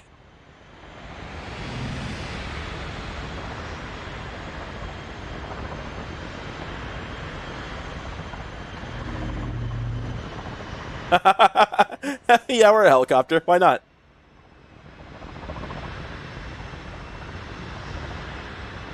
I think those are supposed to retract. I'm pretty sure. I think they just didn't implement them. Butter. No, we're landed. We're landed. No, we're landed. Counts. Counts. Fuel usage. Well, we're at 47%, so it's pretty aggressive. Oops. We're at half fuel right now. I don't think we can, but we're going to find out. Oh, that did interesting things to the physics. Oh, no.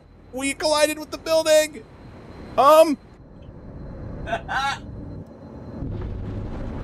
Okay, we're fine. Military craft. Yeah, we're good.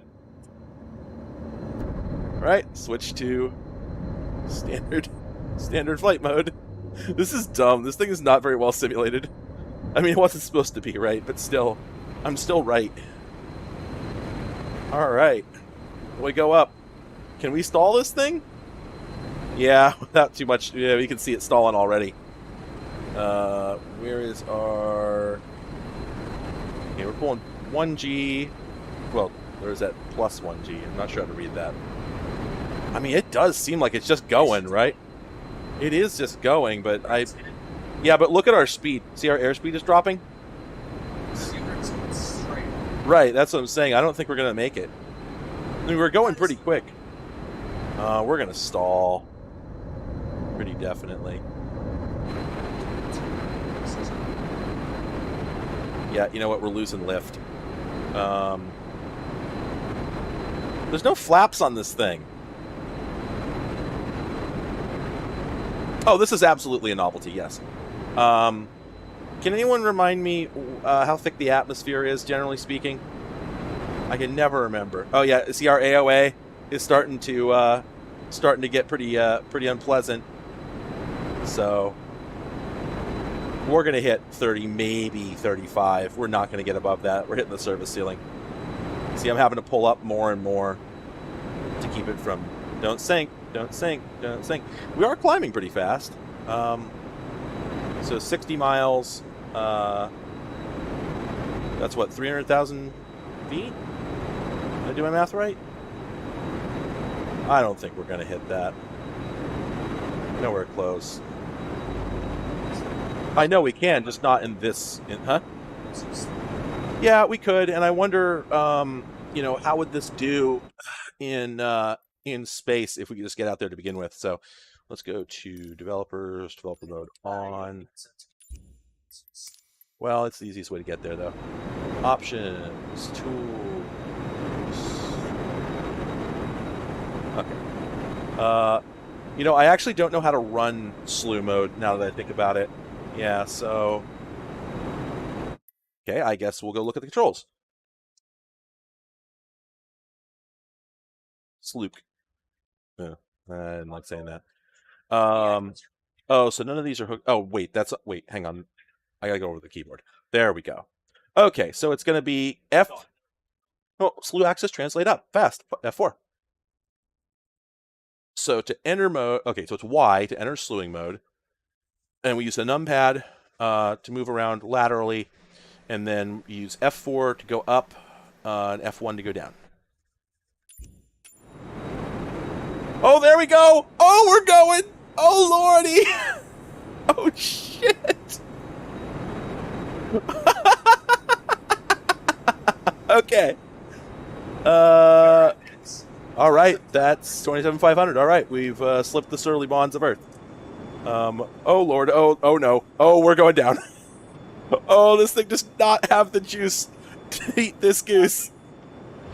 That's not a bad idea. Hold on. Oh, no. That worked.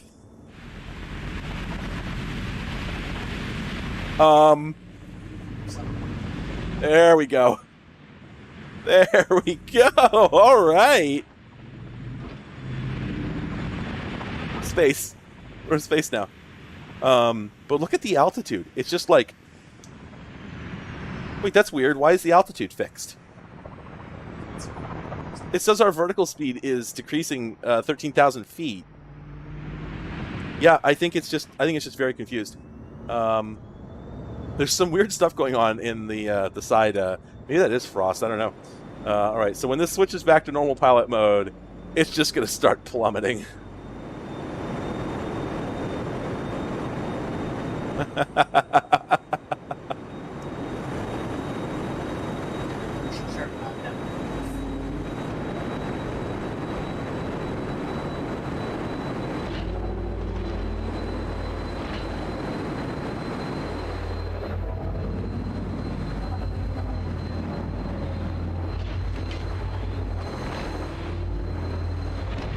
Pretty cool looking vehicle, all things considered.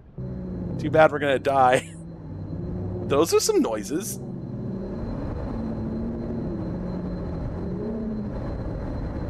We are supposedly plumbing. It says vertical speed is negative 105,000. I don't know. Is that knots? Wait a minute.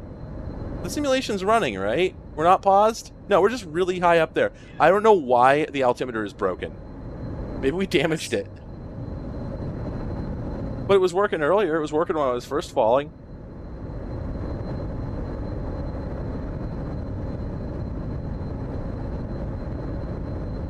Supposedly it's happening. We're getting closer. We're just a really long distance away. Oh, there we go. All right, the altimeter just picked up. Does the altimeter have a service ceiling above which it does not work?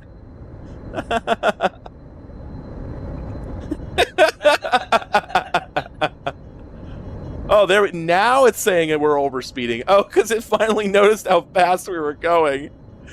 Oh, man. Does anybody think we can pull out of this? We're still at 80,000 feet. I know this thing... Whoa, uh-oh. Our graphics card may have just crashed. No, it's the game. Oh, it just had to load in LOD models for the entire country. When this comes back, we're going to be smashed into the ground. Oh, no, there we go. Okay. All right. Oh, wow, we're actually picking up some aerodynamics. Do you think it's going to overspeed and just kill the sim in a moment? I think... There! Ah, dang it! Ding da beans! You should try one of the new stun jets. Okay, I'll do that. Today we finished the fight. Is that available as an event? Reno Air Races? Some stuff. Yeah, we can, but I'm just going to go ahead and hit this and see what it's like. Just going to want those probably about there. A pylon cut.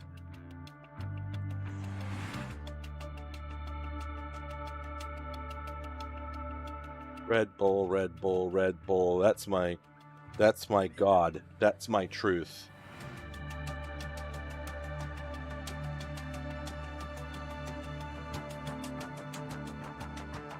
Red Bull's the only god I believe in. I haven't had an energy drink in like 10 years. Oh. Hang on, we got a new... She's really inconvenient. She won't go anywhere where the camera can see her. I keep trying... oh, hey, Sonic Tooth. I keep trying to adjust the camera. She's just being a little weirdo, because she is a little weirdo is the thing. So let's just put this here and swivel it on over. Welcome to Reno State Airport, home of the Reno Air Races since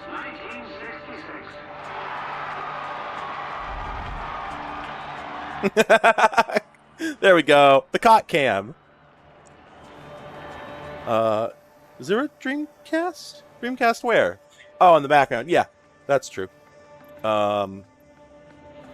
Wait, do I not have an option to qualify? Maybe I have to qualify first. Okay. Huh. Look at Sarah just being a perfect kitten. She looks so serene, but she isn't serene. Oh, crap. Okay, we're going a little fast. I don't think we're in control yet. Nope. Oh, oh, shit.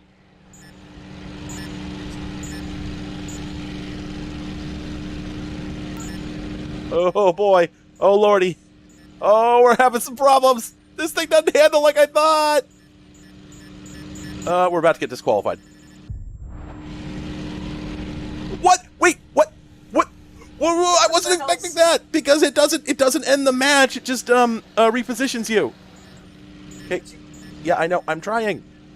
It's harder. This isn't an X-wing.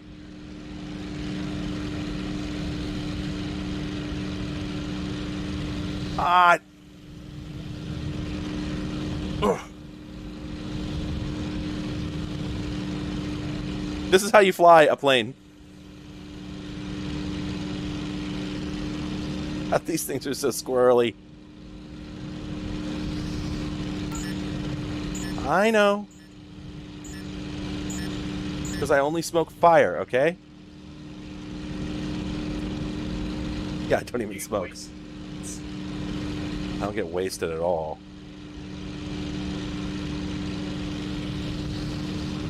Oh, come on! Frame rate, frame rate, frame rate. This sucks. Why are we having so many frame rate issues? This damn game.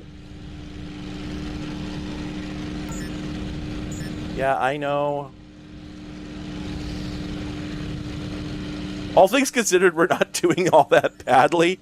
Ah, come on. Why do I keep going so high? What is going on here? Why does the plane keep climbing? I'm like pointed at the ground. Man, this thing is squirrely.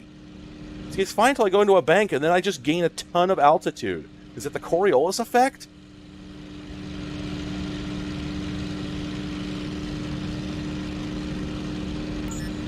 See what I mean? I'm just like way super high, and I don't have any idea how to prevent it. See, that did okay. Ah, come on! Come on! I don't think it's the graphics. It's the damn LOD. This thing is just like, there's optimization issues that they still have not resolved.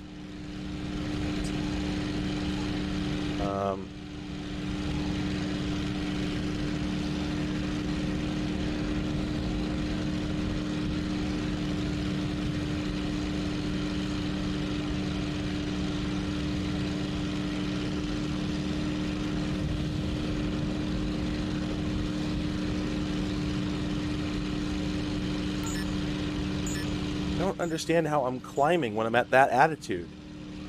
Or not altitude. Yeah, I understand, but... Ah!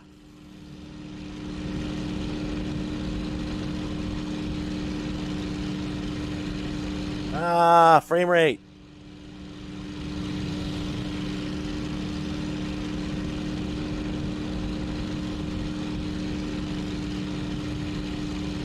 Oh, it's because the elevation of the ground is changing.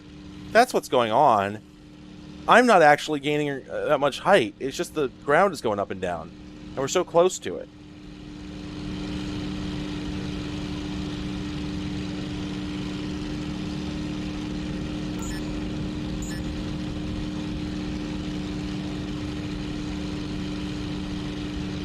You know, I don't know that I have any control over my throttle. I've been adjusting it, and there's no change in engine sound.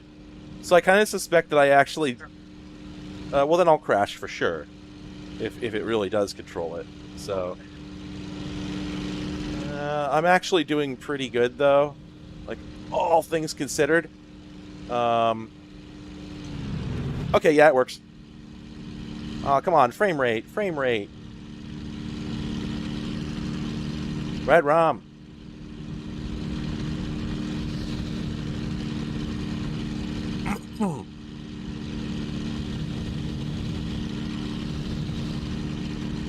Gotta keep the wings inside the bar or it'll not count. Actually, I think it disqualifies you entirely. Whoops! Shit! Whoa! Yeah, I crashed. Yeah, I finally missed one.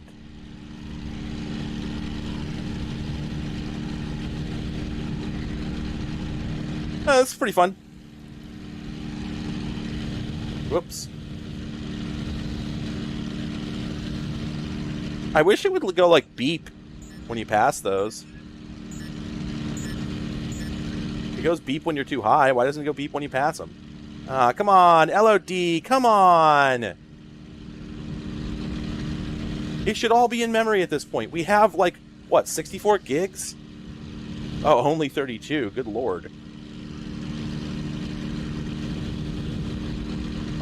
A peasant's amount of RAM.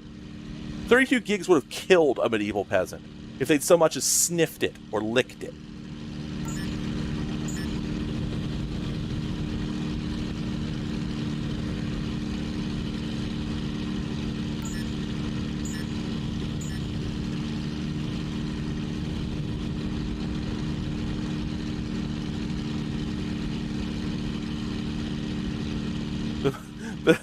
The Sarah camera is shaking, but she remains serene.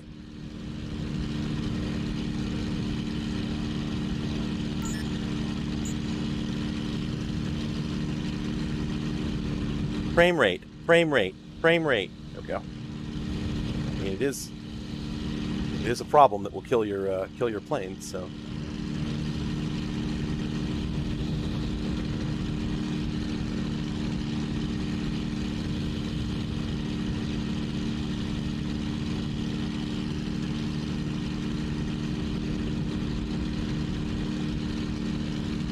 I think this is a fighter jet. We're supposed to be using a yoke, single stick on the floor, but all I have is a yoke. So well, that's weird. Didn't say too high, but I was definitely too high. Yeah, it's 8 laps. I didn't realize it was that many.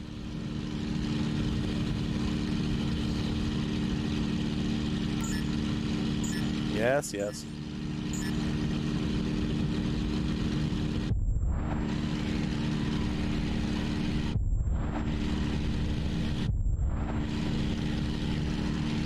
Can you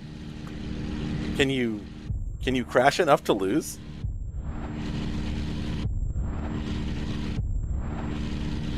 Speed running.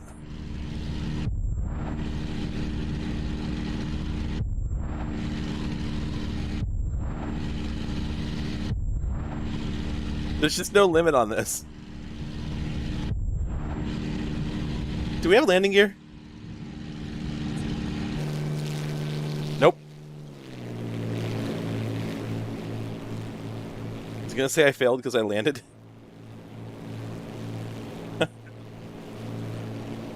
No, we're gonna head over here.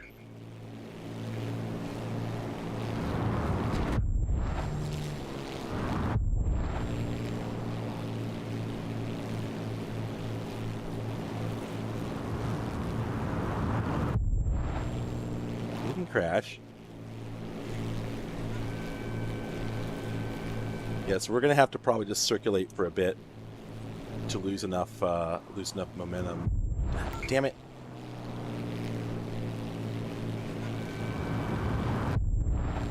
Man, comes up fast.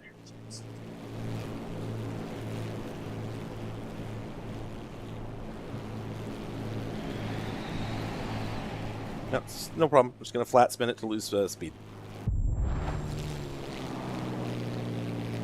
Yeah, I think there's a few. You can still see the dust trail from my previous death. Wow, this gets really squirrely down near the ground.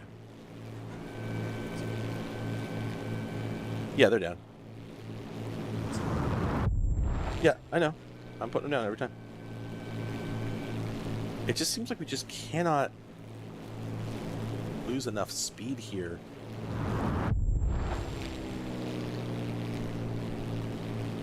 Yeah, it's probably impossible, honestly.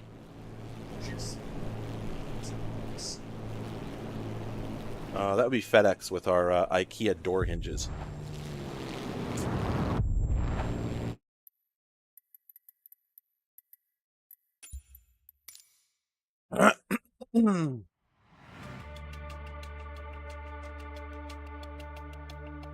Calling for a weather report, and they give you, Bravo information. Winds 15 knots south-southeast, frame rates low. I mean, Asobo Studio hadn't done anything before. Weren't they a port house? Like, where did they come from and do this? What the hell? What I've been thinking all along is that it's basically some kind of front. That it's like some established studio that for some reason didn't want their name on it, or like Asobo was a nobody who hadn't done anything, and then for some reason like a bunch of people who used to work on X-Plane or something all basically got hired on there just to do this. There's no way that this came from a company like I'm pretty sure the only thing they'd done was like a Ratchet and Clank port or some crap like that. Just wild. I'm not playing the Air Force Air Force advertisement. Oh, did they actually make their own games?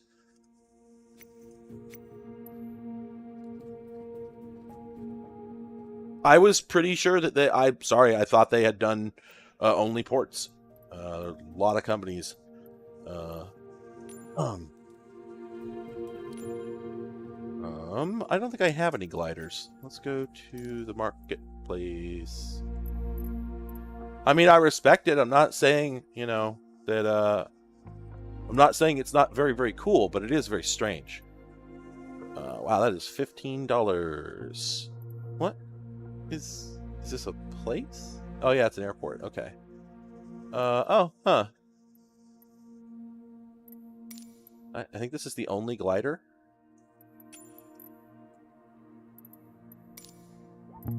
Looks like there's only one glider. And it's $15, and I don't want to buy it. I was saying that there's only one glider, and it's $15. Look, if... Nope, there's only one glider total, as far as I can tell. And, yeah, I mean, if I want a glider, I will just get into a better plane and turn off the engines. Well,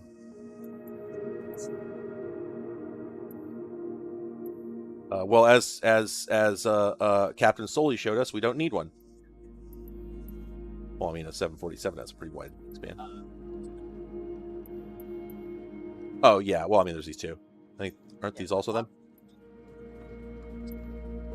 Yeah. Wait, that's what those were. Those are all prop planes. So, like, these guys. Oh, the jets. Oh, okay. I didn't know those were in there. I didn't know that's what you were talking about. Okay. Let's take off from Sydney.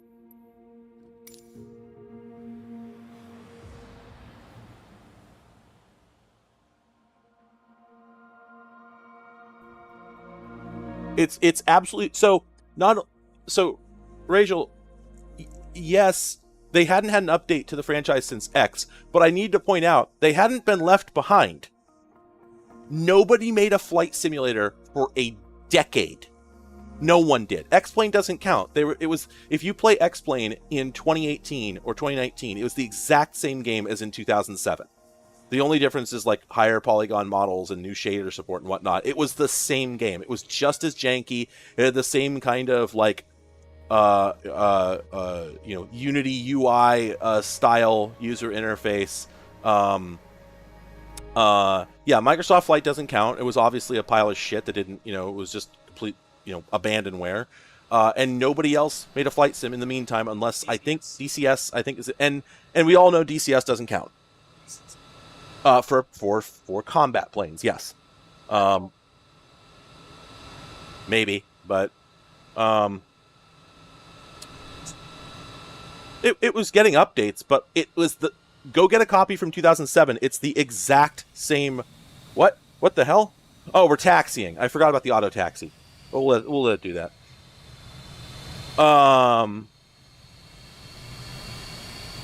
But anyway, yeah. So. Oh, will it? Oh, Lord. I thought it just taxied into position and stopped. I was pretty sure. Anyway,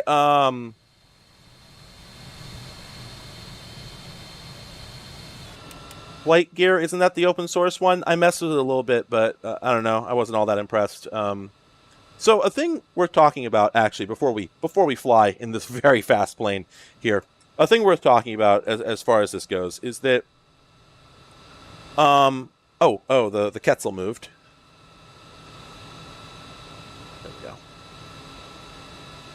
A thing worth talking about is that the flight simulator is and has always been the domain of the PC. And in fact, I have a script I'm working on right now. I might end up cutting some of this out, but basically, the PC's bread and butter for literal decades was simulators. From 1981 through to basically 1999, essentially. Like, yes, there were, a few games. There was, what the hell, $100, no comment.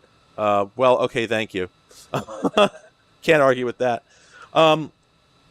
Between the PC's release in 81 and the rise of the PC game industry, which arguably didn't happen until about 1998, yes, there were some standout examples, but the PC just didn't become a platform that was receiving, dozens to hundreds of good games per year until the very end of the 90s, right? So we could say, sorry, there was supposed to be a donation comment, which was glider, please. Now we can afford the glider. Okay, I'm gonna finish this spiel, and then I'm gonna fly this plane, and then yes, we will definitely go get the glider. Let me know if you plan on leaving in the next half hour, because I was gonna talk for a bit. Anyway, so I've got this. From 81 to about 98, so about 17 years. The PC was all about simulators. The majority of the really well-made games, if you will, on the PC, racing simulators, flight simulators, tank simulators, mech simulators, and there's a lot of very specific reasons for that. One of the biggest ones is the keyboard, right? For a simulator, you need a lot of controls, and there was no platform in existence other than the home computer that had a 100 button input surface that could be mapped to anything. Well,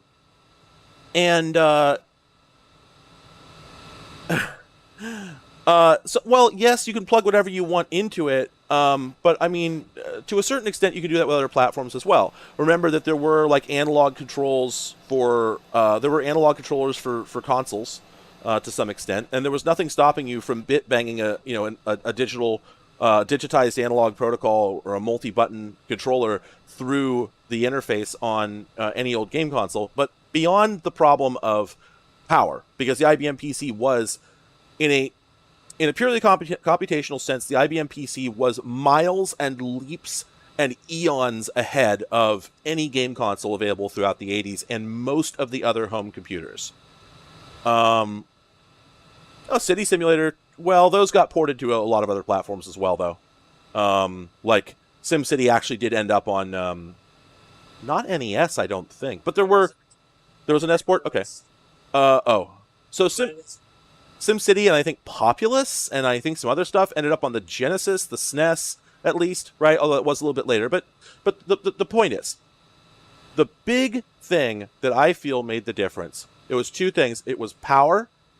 Three things. Power, bitmap addressable graphics, and an enormous control surface that everyone had by default. The other, there are ways to bodge some of those things into a game console, but they would have cost more than the console itself. The PC was already a significant investment. It supported flight sticks with an inexpensive standard controller, while no other console had built-in or readily available analog conversion, right? Basically, the reason so this is speculation, right? But most likely what happened there is that IBM looked at Apple, who had made the most successful home computer in the world, the Apple II, and they saw that they had gone with an analog joystick input, and they said, okay, we'll do that. Because, and I don't remember exactly how this went here, I don't think that the original Flight Simulator had come out for the Apple II by the time the IBM PC came out, but I can't be sure of that. I do know that very, very rapidly, after the PC came out, Microsoft looked at the Flight Simulator that one guy had made for the Apple II and said, we need that, and got a port of it by 82, I think. So, yeah, remember, the original Microsoft Flight Simulator was not made by Microsoft. It was they bought it, just like most of their products. I think they hired the guy. I could be wrong. But anyway, the first few Microsoft Flight Simulators were based, as far as I can tell, directly on the code from an Apple II port. Now, the Apple II could do it. It wasn't very fast, but it could do it. The PC, of course, started getting faster CPUs, and that obviously made it a lot easier to render smooth, realistic world visuals. So it started out with very simplistic graphics, but complete and fully 3D calculated and rendered, and accurate, right? And great physics and fantastic realism, right? And yes, exactly. If you're, train simulators. I hadn't even thought about that. I don't know how many there were for the PC, but there was probably at least one good train simulator in the 80s. Because, what do you need? A rudimentary 3D view. A train is sort of IFR. it's sort of instrument flight rules to an extent, because you're not necessarily reacting to the world in real time nearly so much as you're looking at a map and going, okay, we have 50 miles to go, and then we need to turn the engine down by one notch. Submarine simulators, ship simulators, right? Military simulators, all sorts of realistic simulators on the PC, just because you had so much input. Oh Lord, the Word Perfect Cycling Team. Hell yeah. The IBM PC has always been home to fantastic simulators. The best, in the world of home computing. And what's remarkable is that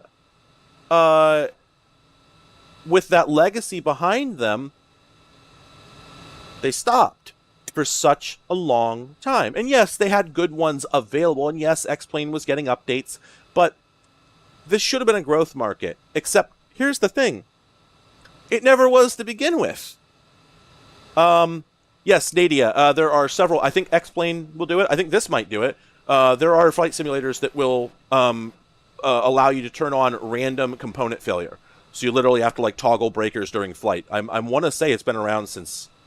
God, I think Jane's ATF will do it. I think it goes way back. Anyway,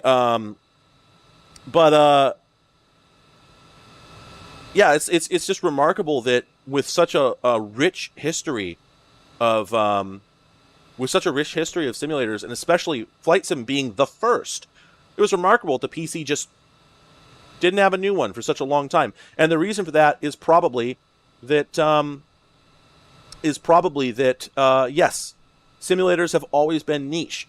Yes, the PC was really well equipped for it, but it was never something you were going to make a billion-dollar industry out of, like you can with first-person shooters and ports of console games and fighters and Bejeweled and so on. It was always going to be for a very small subset of people,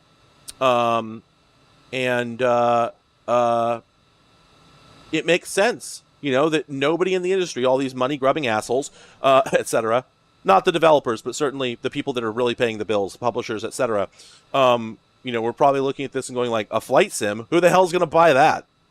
Now, we can't agree that Flight Sim 2020 was bought by every living human. That much is true. By the way, make sure you get a view on the cat cam right now, because we have some. You know what? Let's just go ahead and there we go. Creature, it's creature time. This is the creature. This is her. Hello. Have you ever felt this good? I doubt it. You can hear her engine noise too. I don't mean purring. I mean,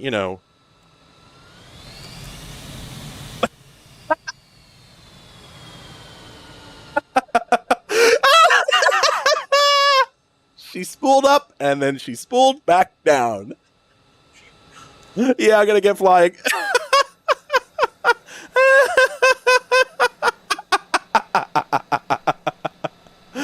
Oh, creature. Yeah, someone clip that, please. Alright. Let's check our flight control surfaces. We got those. We got that. Alright, can we do that from inside? Nope. Can't see anything. Can't see shit, Captain. Yeah. Alright. Brakes. Do we have a... Oh, well, we have an alert on the panel. Don't know what that is. Alright, let's get in the air.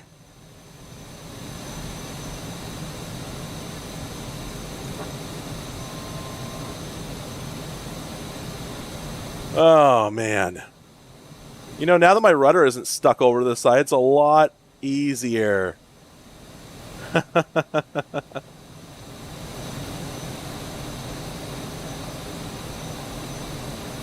Yeah, I did see that, and it is terrifying. Flight gear for Solaris is very funny. Alright. Aileron roll. Right. Now, the actual barrel roll, if I remember correctly, isn't it where you sort of do this kind of thing? Or am I misremembering? I don't remember my aerobatics.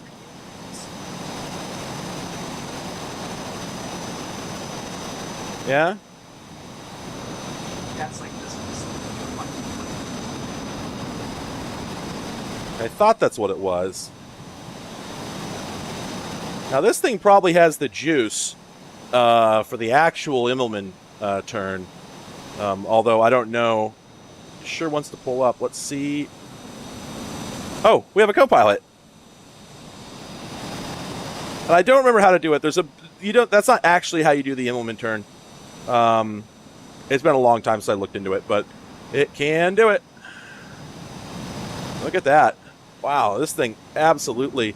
Our AOA is just going all over the place, but it doesn't care. Aerodynamics, they don't exist. Oh, man. Jet fighters, they shouldn't be legal. Oh, right, they aren't.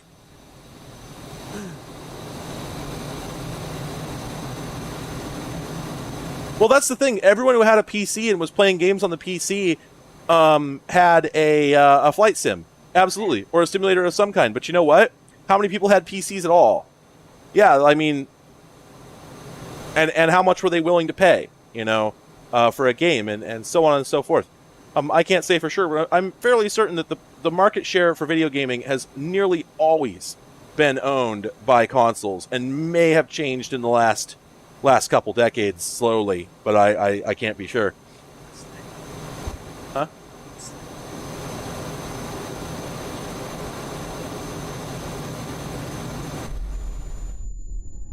Ugh!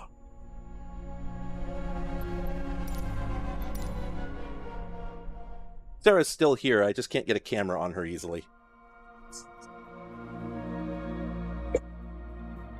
Yeah, I do want to... I have never tried the VR. Yeah, see, I didn't maintain a sterile cockpit while flying between two buildings, and that's why the crash happened. Oh!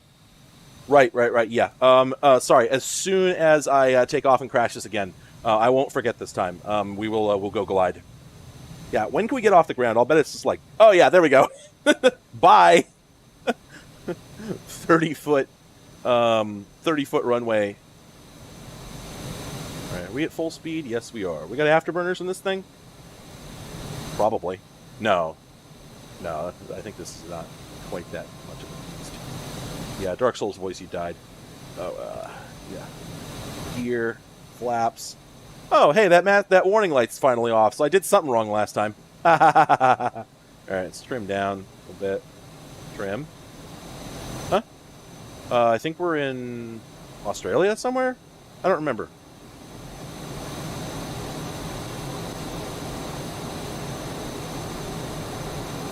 Yeah, we actually have two different versions of Density Go. And don't we also have the mobile one? That's right, yeah, PSP Density Go.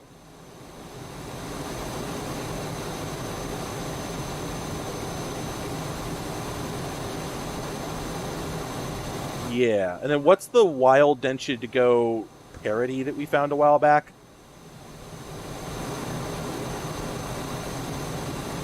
That's pretty cool. Yeah, it was a game. We found I swear, we found a Density Go simulator that was for something weird. What was it?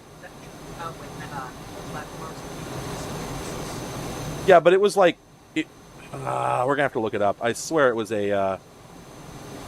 Yeah, the Density Go mini console actually does really well. I can't remember. Is that one's translated, isn't it? Oh, it's not? Okay. Someone translated the N64. Alright, let's go glide. Yeah, we'll do it, thank you. Should they go? Yeah, the whole bit with trains, with the like complexity of how the Japanese rail system works, as far as the the specificity, the very ordered behavior. Yeah, there she is. I don't think she does. I think we just notice. Can you?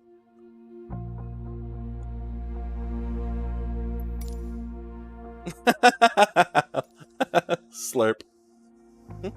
Yeah, we're on the cat cam. Yeah. Gosh, look at her go. Look at her density go.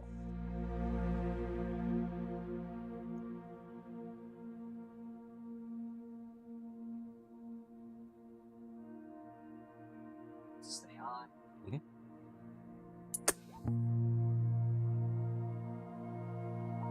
Give her a good pet. Oh, big yawn!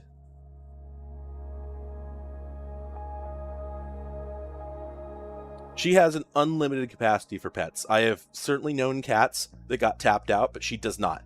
You could just keep doing it and doing it. Yeah, this plane is apparently much better made than the Warthog. Oh my god, wow, that's really detailed kitty paw footage. Anyway, god, yeah, this plane is huge. Oh, hello!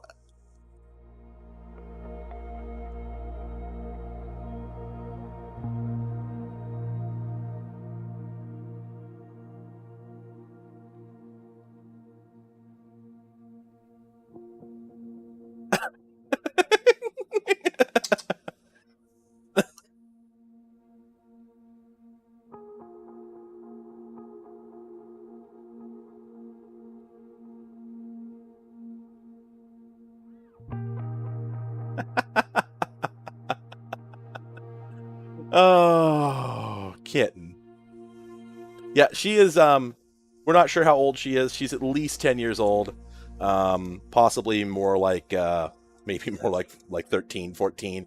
As old as Gibbs was, probably. Very possibly. And she doesn't act like it at all. She's one of those cats that's just going to be 100% full on maximum energy until one day she just drops dead. Literally. Just like that. And we'll be sad, but it will also be kind of a relief because she's so much of a handful. I love her, but she's like this day and night. She never calms down. She does when she properly goes to sleep, she calms down. But then when she's ready to wake up, she goes immediately back to super kitty mode. Just maximum 100% kitty mode.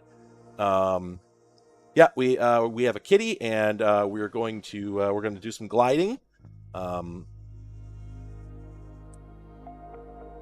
Taking a shockingly long time to download. Oh, what you up to, Sarah?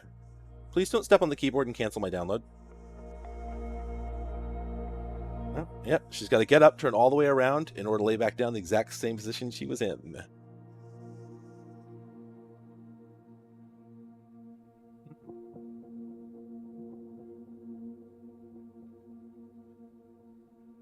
All right, there we go.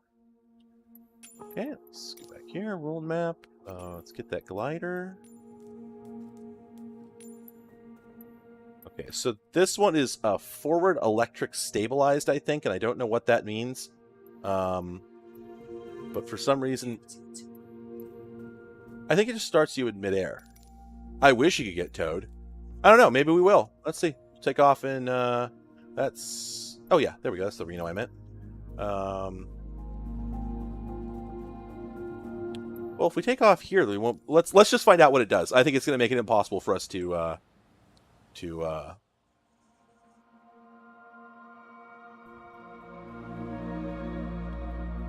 was a 3? If you're referring to what I was talking about, yes, yeah, that's a single plane. Well, it's 2 planes, but one is just a very slight modification of the other with probably just a script change. So yeah, it's basically 9 gigs of info for one plane. Who knows what? I mean, why does it have a 3-to-1 ratio? What could be in there? I have no idea.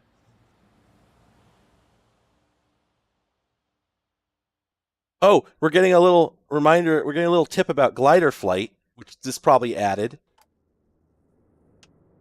All right. So, just to be clear, there's no way for us to take off, right? We're just starting right out to a stall warning, I think. Oh. That's got to load 9 gigs of data into memory. Okay. Okay. Yeah, but there's nobody to... And your cockpit's... Yeah, why is my canopy open? What the hell?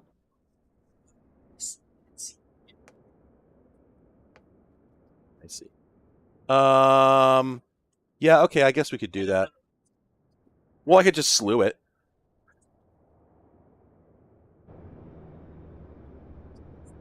I don't know how to do that, so we're slewing. Winch control, connect. But there's nothing to... Yeah, that's my thinking. I think it's for multiplayer, doesn't it?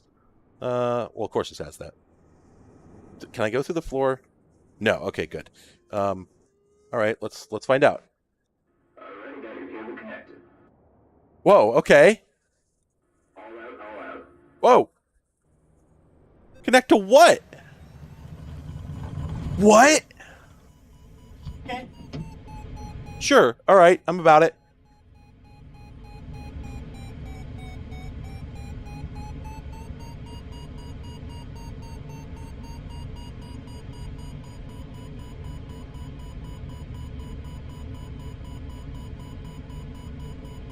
I guess that makes more sense than just requiring the player to,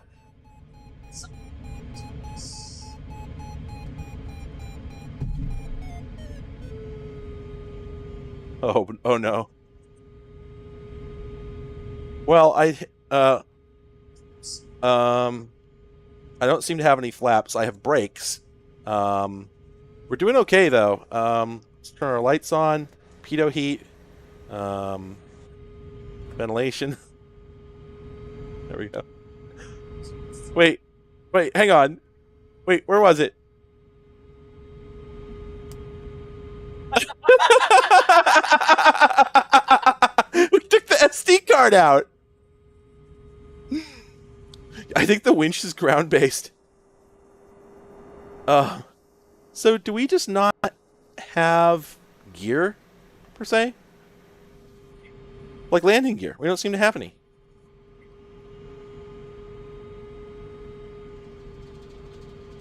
Yeah, it is just sort of sadly booping. See, I'm hitting the gear. Nothing.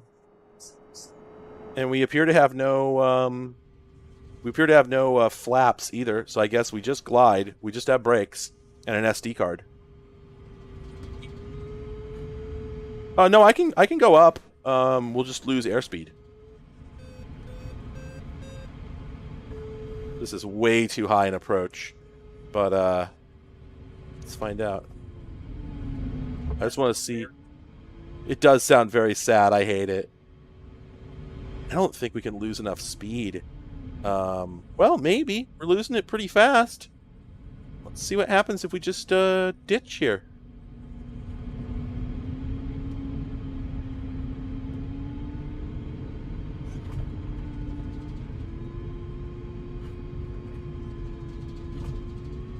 We're still going pretty fast. Oh no, I don't like that!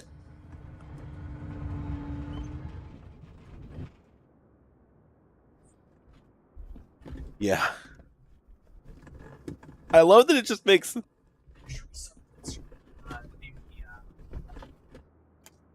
actually, see if you just. Yeah, let's poke around a little. Or can we just winch again?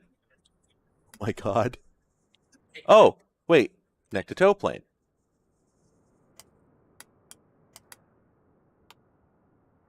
Oh. Oh, okay, there's our... Oh, alright. Water ballast. Hello, Sarah.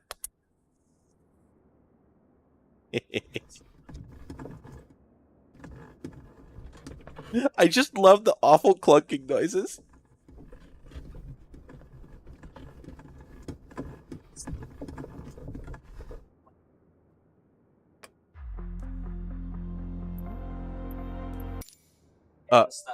Yeah, I remember it used to be a thing that yeah, that's the plane. That was it booting. It used to be a thing that pretty much every flight sim had gliders. I was surprised when this one didn't. Let's see that card again. Yeah, there it is.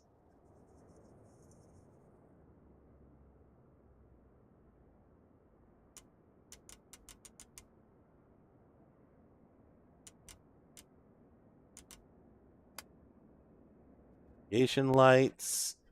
Turn our displays down. Analog and McCready? Oh, right. Right, there we go. Okay. I'm just checking to see if there's any gadgets and tools I don't know about here. Flarm. Flarm.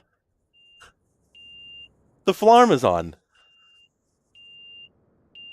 I don't have any idea what that is. Pitch trim. Wait, is that literally our... Yeah, okay, that is our pitch trim. Okay. Wait, does that shift ballast around? That's what it looks like it does. Like it just pumps ballast around. That is really annoying. There we go. We can't hide this stick. There's our mask. There's our battery cut off. Oh, wait a minute. There we go. Release cable. Oh, there is landing gear. Says it's down. Huh, it must be very small. Kinetic assistant options. What?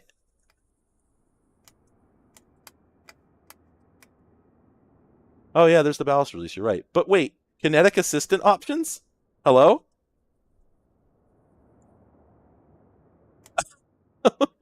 What does that do? Oh,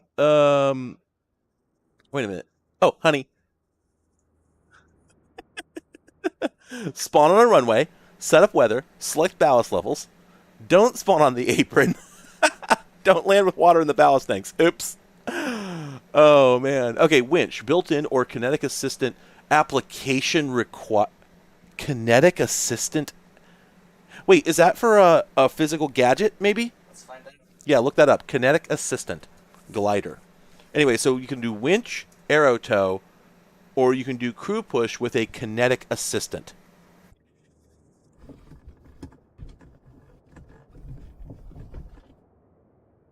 Huh. This is that. Yeah. Kinetic Assistant is a Sim Connect utility that covers missing simulation or gameplay elements in MSFS 2020. Desktop application reads sim variables and returns adjusted values like speed and rotation back into the game. This is a man in the middle that you plug into the game and it injects vectors to simulate certain behavior. So, for instance, uplift inside of hotspots.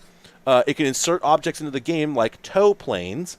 So it can do winch tow, hotspots, like updrafts, I guess, catapults, arresting gear, and NMEA data exchange.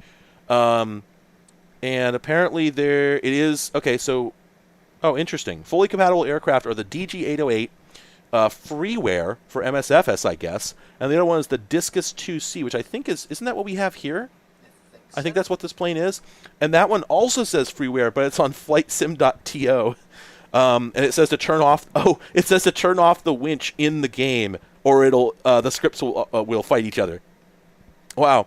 It also says go back up. Any native or legacy Microsoft Flight Simulator glider or carrier-based aircraft. Oh, and you can get hotspots. Wait a minute. Thermal.kk7.ch and maps.openaip.net. You can get like active thermals as like GIS data that injects into the game, I guess. This is cool. This is cool. So you can get in the air again. Yeah. All right. Now, can we just winch again? Let's see. We absolutely can. Go for it. Is it going to pull forward or is it going to pull to the side? Oh, no! Oh, no! Okay, we're up. Wah! So I'm not going to disconnect it. I'm just going to let it go.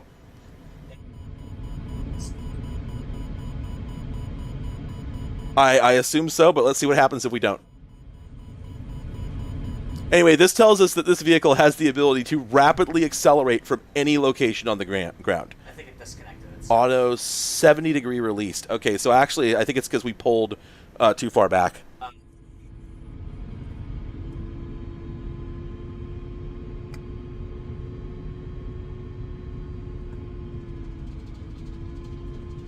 Oh, you know what?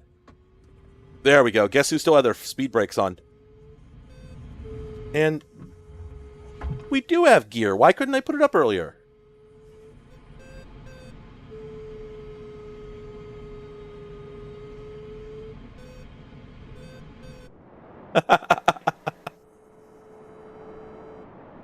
This is planes, baby.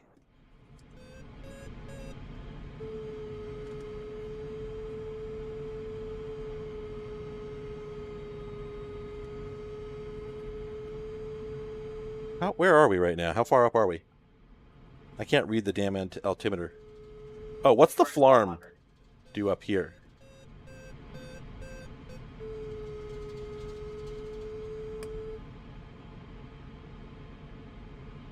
$1,700. Okay. Okay. Oh man, we were climbing so slowly. And yeah, you see, oh yeah, we stall pretty much instantly. It's pretty much a thing that gliders can't go up, I think. Yeah. Can take me higher. Well, this looks great. I thought I had jeans for a moment, but that's the seat. Okay, where can we land that's fun? What about the water? Can we make it to the water? We're doing a pretty... Yeah, I was actually thinking, can we just dump that and see what it does to our flight profile? Alright. Oh boy, Is that bad? probably. Although, actually, apparently we didn't lose that much. It said 217 pounds still. But I don't know. I mean, we are suddenly losing a lot.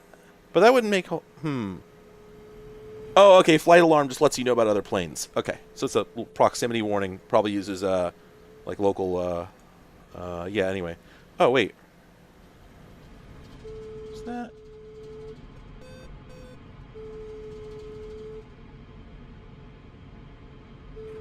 Can't open the canopy? Oh, come on.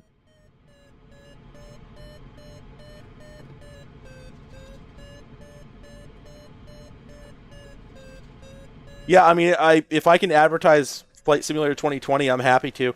It's a good piece of software. Like, you might not play it more than twice a year, but you won't regret buying it. Because when you do play it, it's just absolute top quality. And you can... Yeah, you can play it. Yeah, you can play it with anything. You can play it with the damn keyboard if you really want to. But yeah, like Xbox controller works fine. We are gliding. We're gliding right now, T-Rex. Cost me $15, but we are gliding. The booper is very sad, huh? Oh, that was Vince. Sorry. Brant. You know what? I'm getting really sick of this sound, so... There we go. I killed the batteries. Sarah's about to go out for 2 seconds, then come right back in. Oh. Oh boy. Oh wait. What happened? What happened? What? We just lost all of our lift instantly. Did we hit a bird? Oh, you might have hit a bird. That shouldn't affect a glider.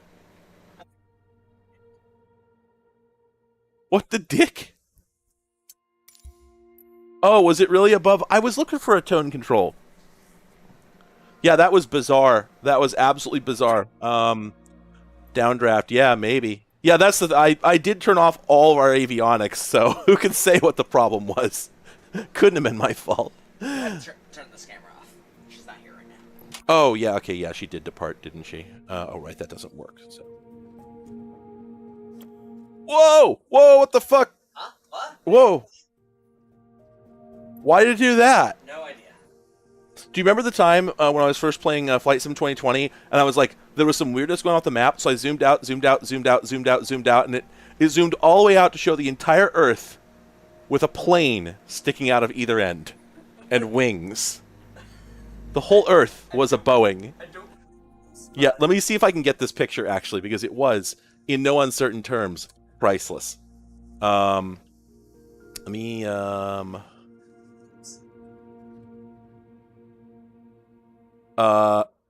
Yes. That's what I'm gonna do next.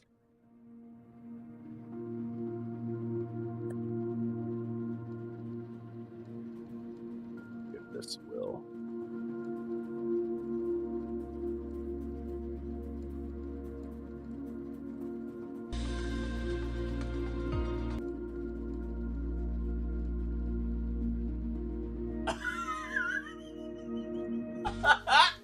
What?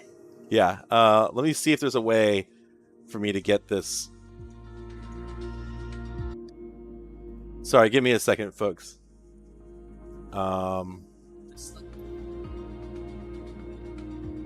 Yeah, I got it.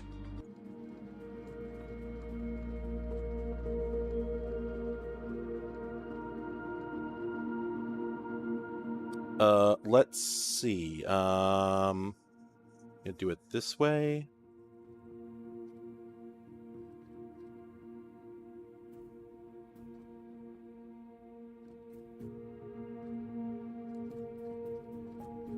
Okay, so here's a video I captured when the game was pretty new. We'll just watch this.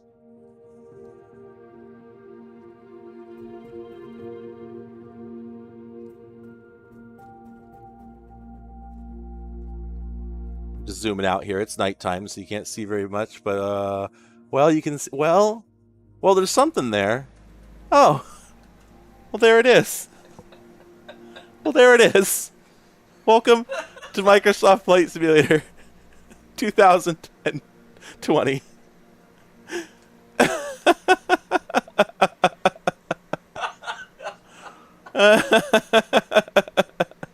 Yeah, I was on an old Twitter account. I need to repost it, but I have to figure out how to rip it first.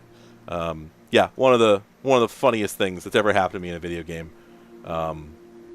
Like what possible explanation could it even have?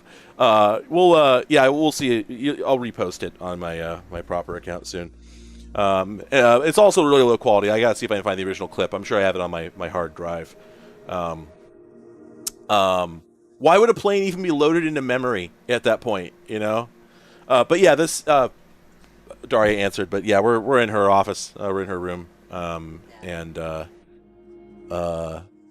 It's actually a pretty nice. She's got a pretty nice space to hang out in, etc. I just normally don't, particularly because I don't normally have a chair up here that's comfortable. But I just bought a new. I picked up an office chair for $25 at the Goodwill today, and KXTA. Oops. Yeah. Where is this? Is this out in? Oh, that's in California. So no, that's out. Oh no. Okay. Okay. But what? Okay.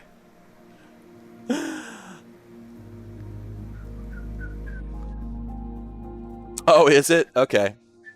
All right. Well, anyway, set departure, fly. Hopefully, it's supposed to be far enough up in the air. But yeah, she has a lot of anime VHSs and PSX games and whatnot. Huh? Yeah. Just let me get in here. There are essentially 3 ways for a sailplane to gain altitude: thermal soaring, ridge/slope soaring, and wave soaring. Thank you. I'm not in a sailplane, but I appreciate the information in case I ever am. What's your altitude? 8,200 feet. Oh, okay. Not bad. Not bad. Okay. We're going to glide in a moment here, but it looks like we're okay to pause for a second. So, yeah, just... the window is because it just gets brutally hot in here, because that is the roof of the house right there. You're looking at it. There's like no room for insulation, so it just gets super hot up here. But we had to cover up the window to get the heat to stop coming in and to seal it off, so we could actually put an AC in here. So we're not able to get a mini split set up right now. But yeah, so there's the Densha to Go controller, Taiko Drum Master, another Taiko Drum Master, sorry, hang on, oh geez, oh good lord, I'm dying. What's the name of the game from the Tim Rogers review that you have over there? Tokimeki Memorial. Tokimeki Memorial, Forever With You, and then the second one, neither of which we can actually play because we don't speak the language, and then a bunch of, what is it, 32X games, and then Sega CD games, and then Famicom, what, Final Fantasy? You don't have Chrono Trigger, right? Oh, you do have a Japanese Chrono Trigger. Really? Yeah. Oh. Oh, so you do. I forgot. Modular synths, of course. Go with Daikin over Mitsubishi. Okay, I'll keep that in mind. And then what else? What else is of note? Yeah, there's all the gay flag. There's the WVHS deck from my video about that. We also have an HD DVD player over there. A stupidly expensive audio receiver that's actually quite nice, although it did lead me to discover a serious privacy and security flaw with the Antlion mod mic, which I ended up returning. Another Densha to Go controller, and then that's a whole bunch of mostly PlayStation games, etc. We have a bunch more games, but they're elsewhere. So, yeah.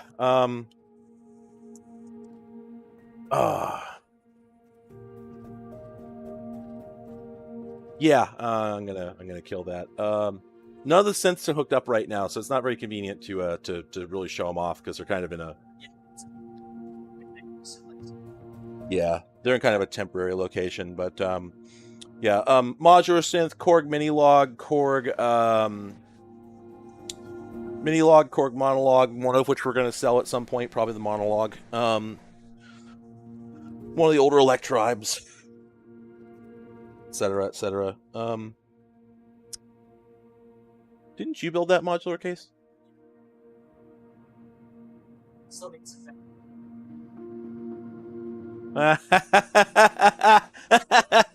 Okay, I like to hear that I specifically caused Antlion Audio commercial problems because of the security issues. Although if he wasn't using the wireless one, then it wouldn't count anyway. But yeah, I was actually. I forgot to point out the modular case here. So that one is from a local. Isn't that? No, they're not local. Okay, that's not what I was thinking of. Anyway, but that's the Nifty case, sort of a starter kit. That's the Electribe. And then this guy here, this whole setup is a rig that Daria built. You can actually tilt that upper pod so you can get access to it better. And it's still in progress. It still needs a bunch of work, and we still got to get it hooked back up. But it'll make sounds. Just like any modular system, it will make noise, but not music. I'm dunking on you.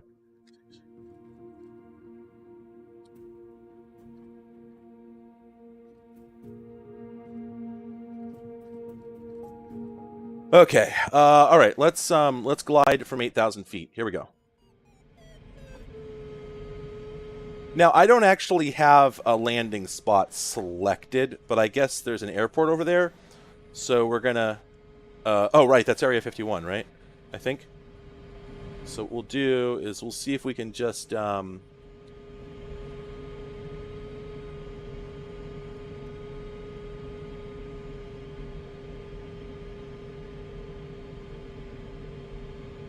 were saying there was a tone control. Oh. There we go. Yeah, because I'm not too concerned about it.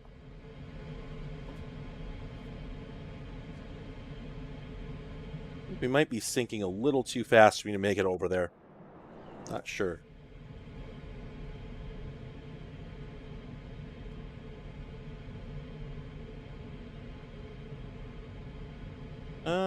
Oh, maybe not. Yeah, we're not losing that much altitude. We're still at... Wait. I thought we started at 8,000 feet. How are we at 2,400? We weren't sinking that fast. Huh. Oh, that's feet. That's meters. That's meters. That's meters, not feet. We can change that right there. Ah, there we go. 8,000 feet. Still. No. Oh, you're right. It is still on ML. Huh. Or are those miles? Those are miles. Not milliliters.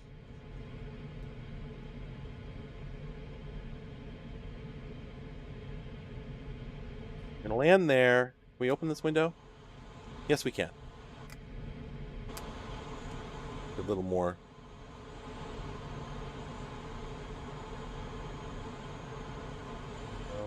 Going down a little bit faster than we were. Can we pull up a little bit? Does that help? Where's our airspeed? Heading 57 knots. Okay, we're not losing any, it seems like. So we're still doing pretty good. Stop. I think the purpose of dumping the ballast is to make the vehicle overall much lighter so that when you touch down, there's just less inertia. I'm pretty sure. I had never heard of the concept before. I didn't know gliders had ballast. So I think the idea is that when in flight, you change your attitude adjustment by moving the ballast forward and back. And then when you go to land, you don't need it anymore. And it's a lot easier to lose speed, lose altitude, and stop if you don't have all that extra weight on board. Could be wrong. You know, it seems like you probably could stick your hand out and do the airplane thing. But the game does not model the character, unfortunately, so maybe they'll add that in a future release. Man, this is a big-ass circle. It's going to take us a long time to get over there. This sucks. I can't remember what the shortcut is for speeding up the simulation. But I want to worry about it. I am worrying about it. I have never relaxed in my life, and I don't intend to start now.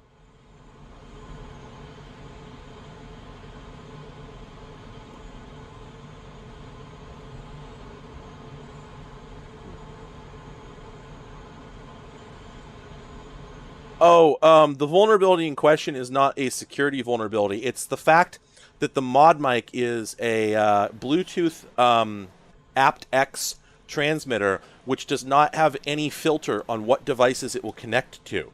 So it comes with an aptX receiver that you can't use as one. It just auto-connects. So that one's pre-programmed in some way. But the mic itself, if something in its... If you put it in pair mode by accident...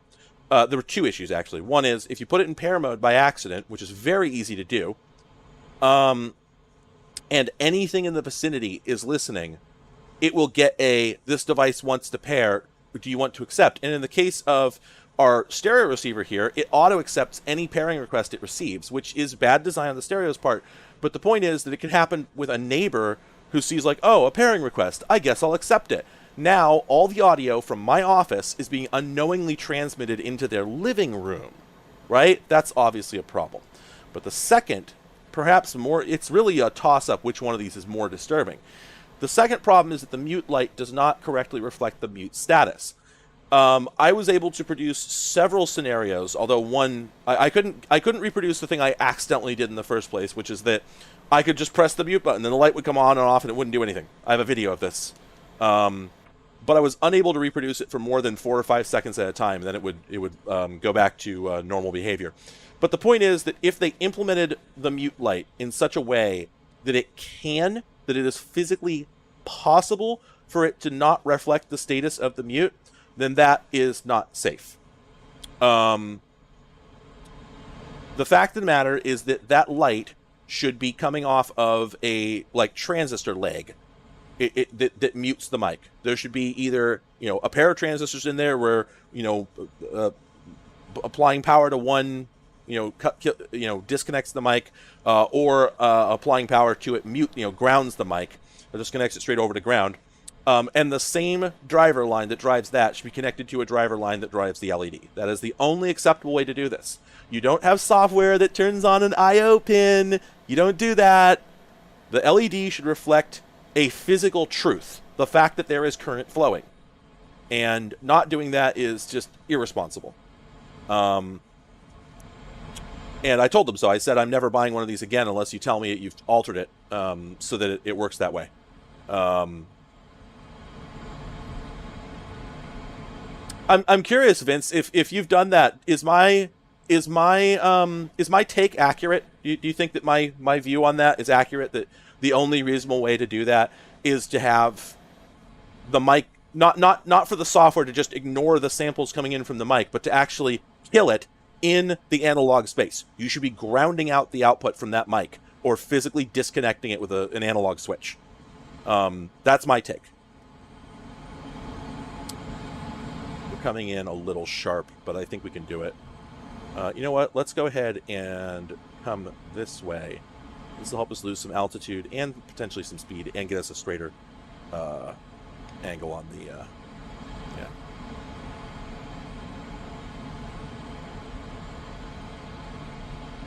And I don't know if you can talk about it, but in the approach that you saw, if that was an actual product, was it similar?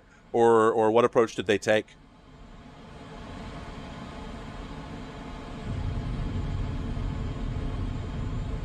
Hitting the speed brakes to lose a little bit of speed. Didn't quite get the altitude, the change in heading that I wanted. Fortunately, this thing is nimble.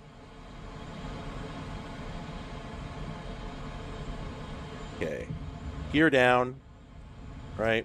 And we're going to go ahead and open our ballast valve there. Gear is down. And normalize.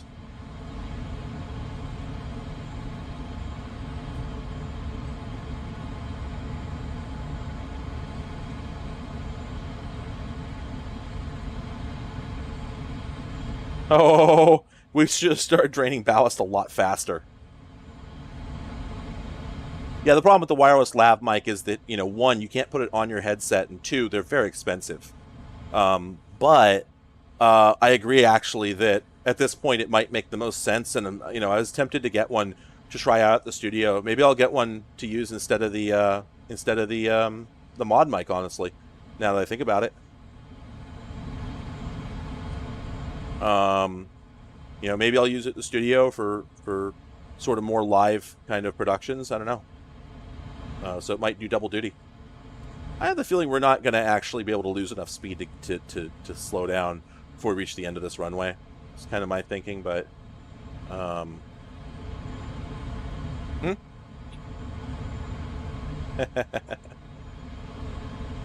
Yeah, gears down. Oh, we're going way too fast. My speed brakes are out, so not much we can do about it.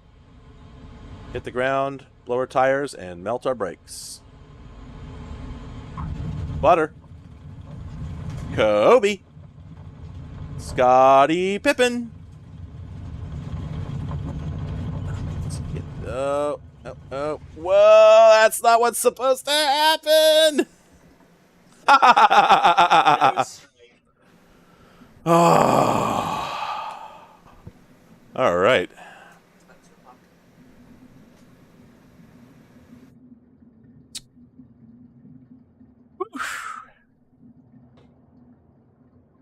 Okay, I'm gonna stop streaming here shortly. A few minutes here probably, but before I do, I have a question. Can anybody think of the funniest place for us to go and activate the winch? You think of anything? Like, because it'll just yank us anywhere, right? So we could apparently. So oh yeah, Vince, it gets automatically killed if there's a link, and there's not even a way for me to fix it. Links are just 100% banned on YouTube chat, and there's no setting to change it, which kind of makes sense.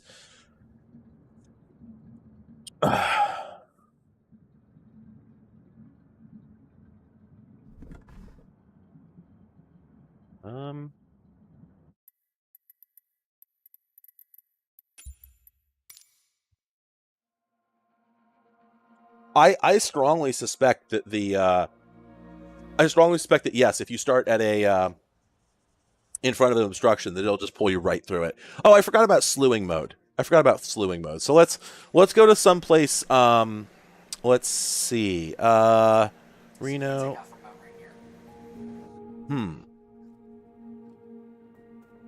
Certainly we could do that. Yeah, I think that would work. But let's just look at some Aspen, Kingston, Denver, Reno. I'll go here. Actually,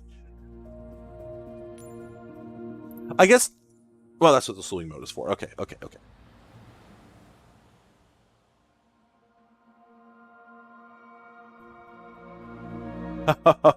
Apple security guide hardware microphone disconnect. Oofa doofa. That's exciting. TechCrunch came up with something.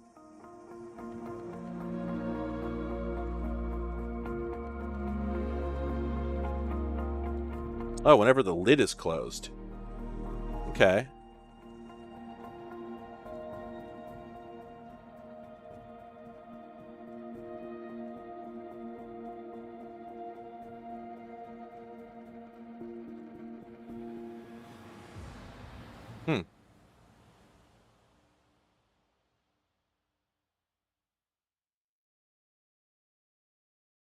Winch across the reflection pool of the Washington Monument. That's very good. I want to do that. I'll have to figure out how to get myself over there. Damn it, it's nighttime again. Yeah, well, I keep going to places that are where it's late. Did we go to Chicago? Oh, but it is. Oh, wait, what the hell? What? Why does it think... What? Why did it do that? Because I think... Alright, well, let's go ahead and...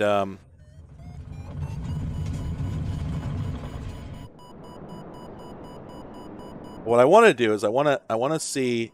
Okay, so the winch is not visible or anything. Wait, are we just going? Why are we just going? Oh, there we go. Oh, the winch is visible. There it is. You see it? I don't know what it's supposed to be going. Oh, it's sticking through my cockpit. It's having some trouble.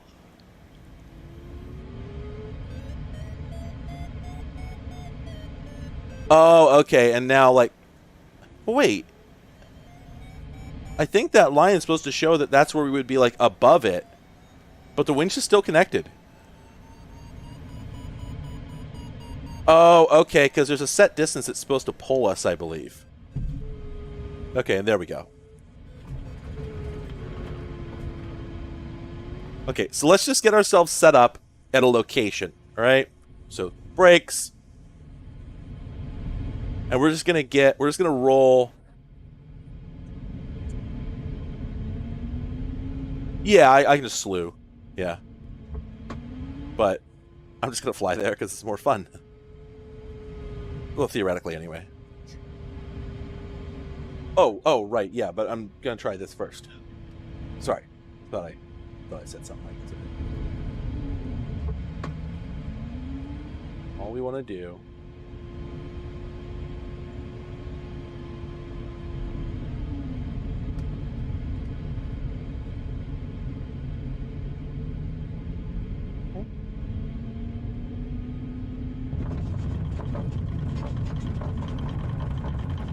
I don't think we're going to make it. Oh. Okay. Connect. Launch.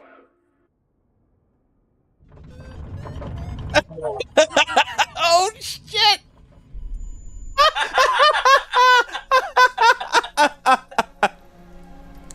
Folks, we did it. Mission accomplished. Oh, jeez Louise. All right, let's do that again. Someone said, DC. what, KDCA? Right?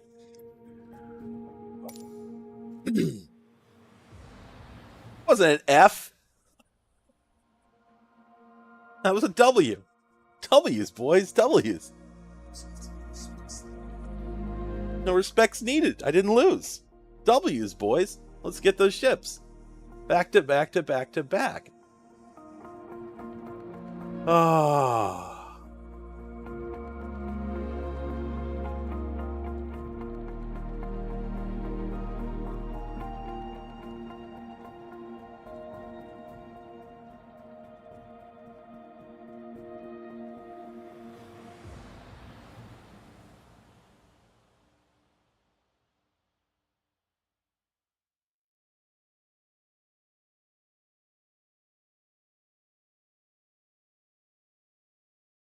Where's the kitty? East? Wow. Once again, it's nighttime. This keeps happening.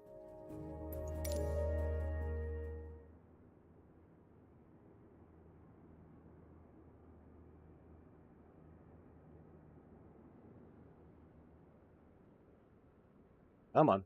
There we go. Come on. Okay, let's go to slew mode. Now, I'm going to be honest, I have no idea... Oh, well, that's probably the Washmon over there. Wah, honey. It's very funny, is the thing. I just have to figure out how to... it's having a little bit of trouble. There we go. Yeah.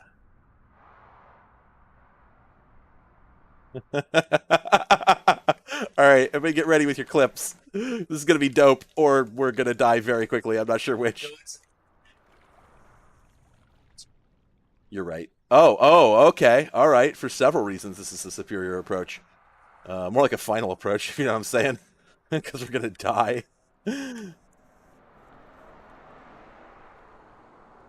Alright, well, we'll just go ahead and do that. And then let's go to... We need to turn on the developer menu so I can turn off getting killed. We definitely need to turn on developers. All right. Options. Disable crashes. Let's turn off the FPS display. All right, there we go. Slewing mode disable. Oh, this is going to be trouble. All out, all out. Yeah! Oh, it was so brief! There. Wait, did the tow disconnect? This sucks. Well, can we just... There we go! No, that's the wrong direction! Oh, wait, no, it disconnected again.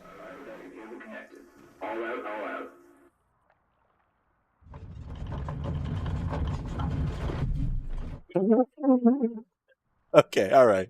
Let's get back where we were supposed to be. Oh, man.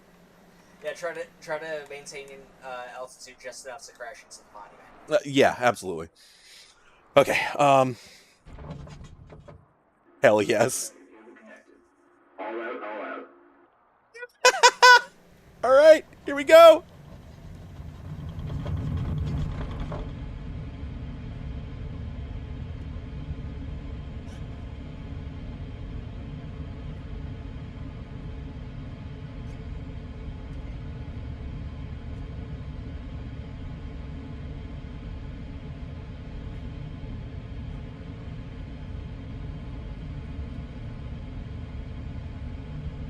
Did you know Microsoft Flight Sim 2020 is adding gliders?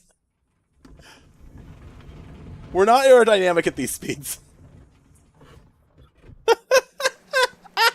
All right. Oh, man. Look at all this water. They got too much water around here. That's strange. Not sure what just happened there. Yeah. Huh. Why aren't we flat?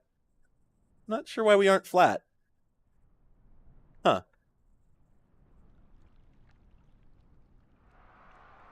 I love how the V-speed accurately reports how fast we're moving, even in slew mode.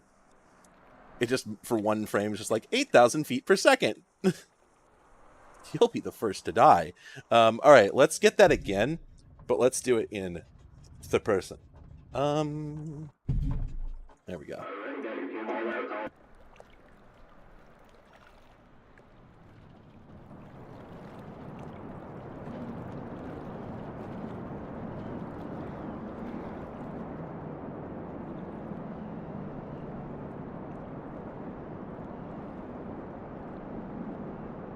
Oh, gear up.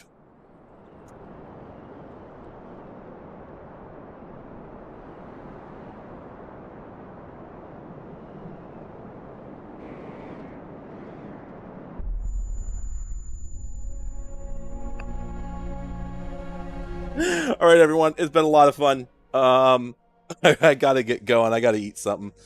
But it's been a wonderful time. Thank you all for coming. I'm glad it was worth it to settle this crap up.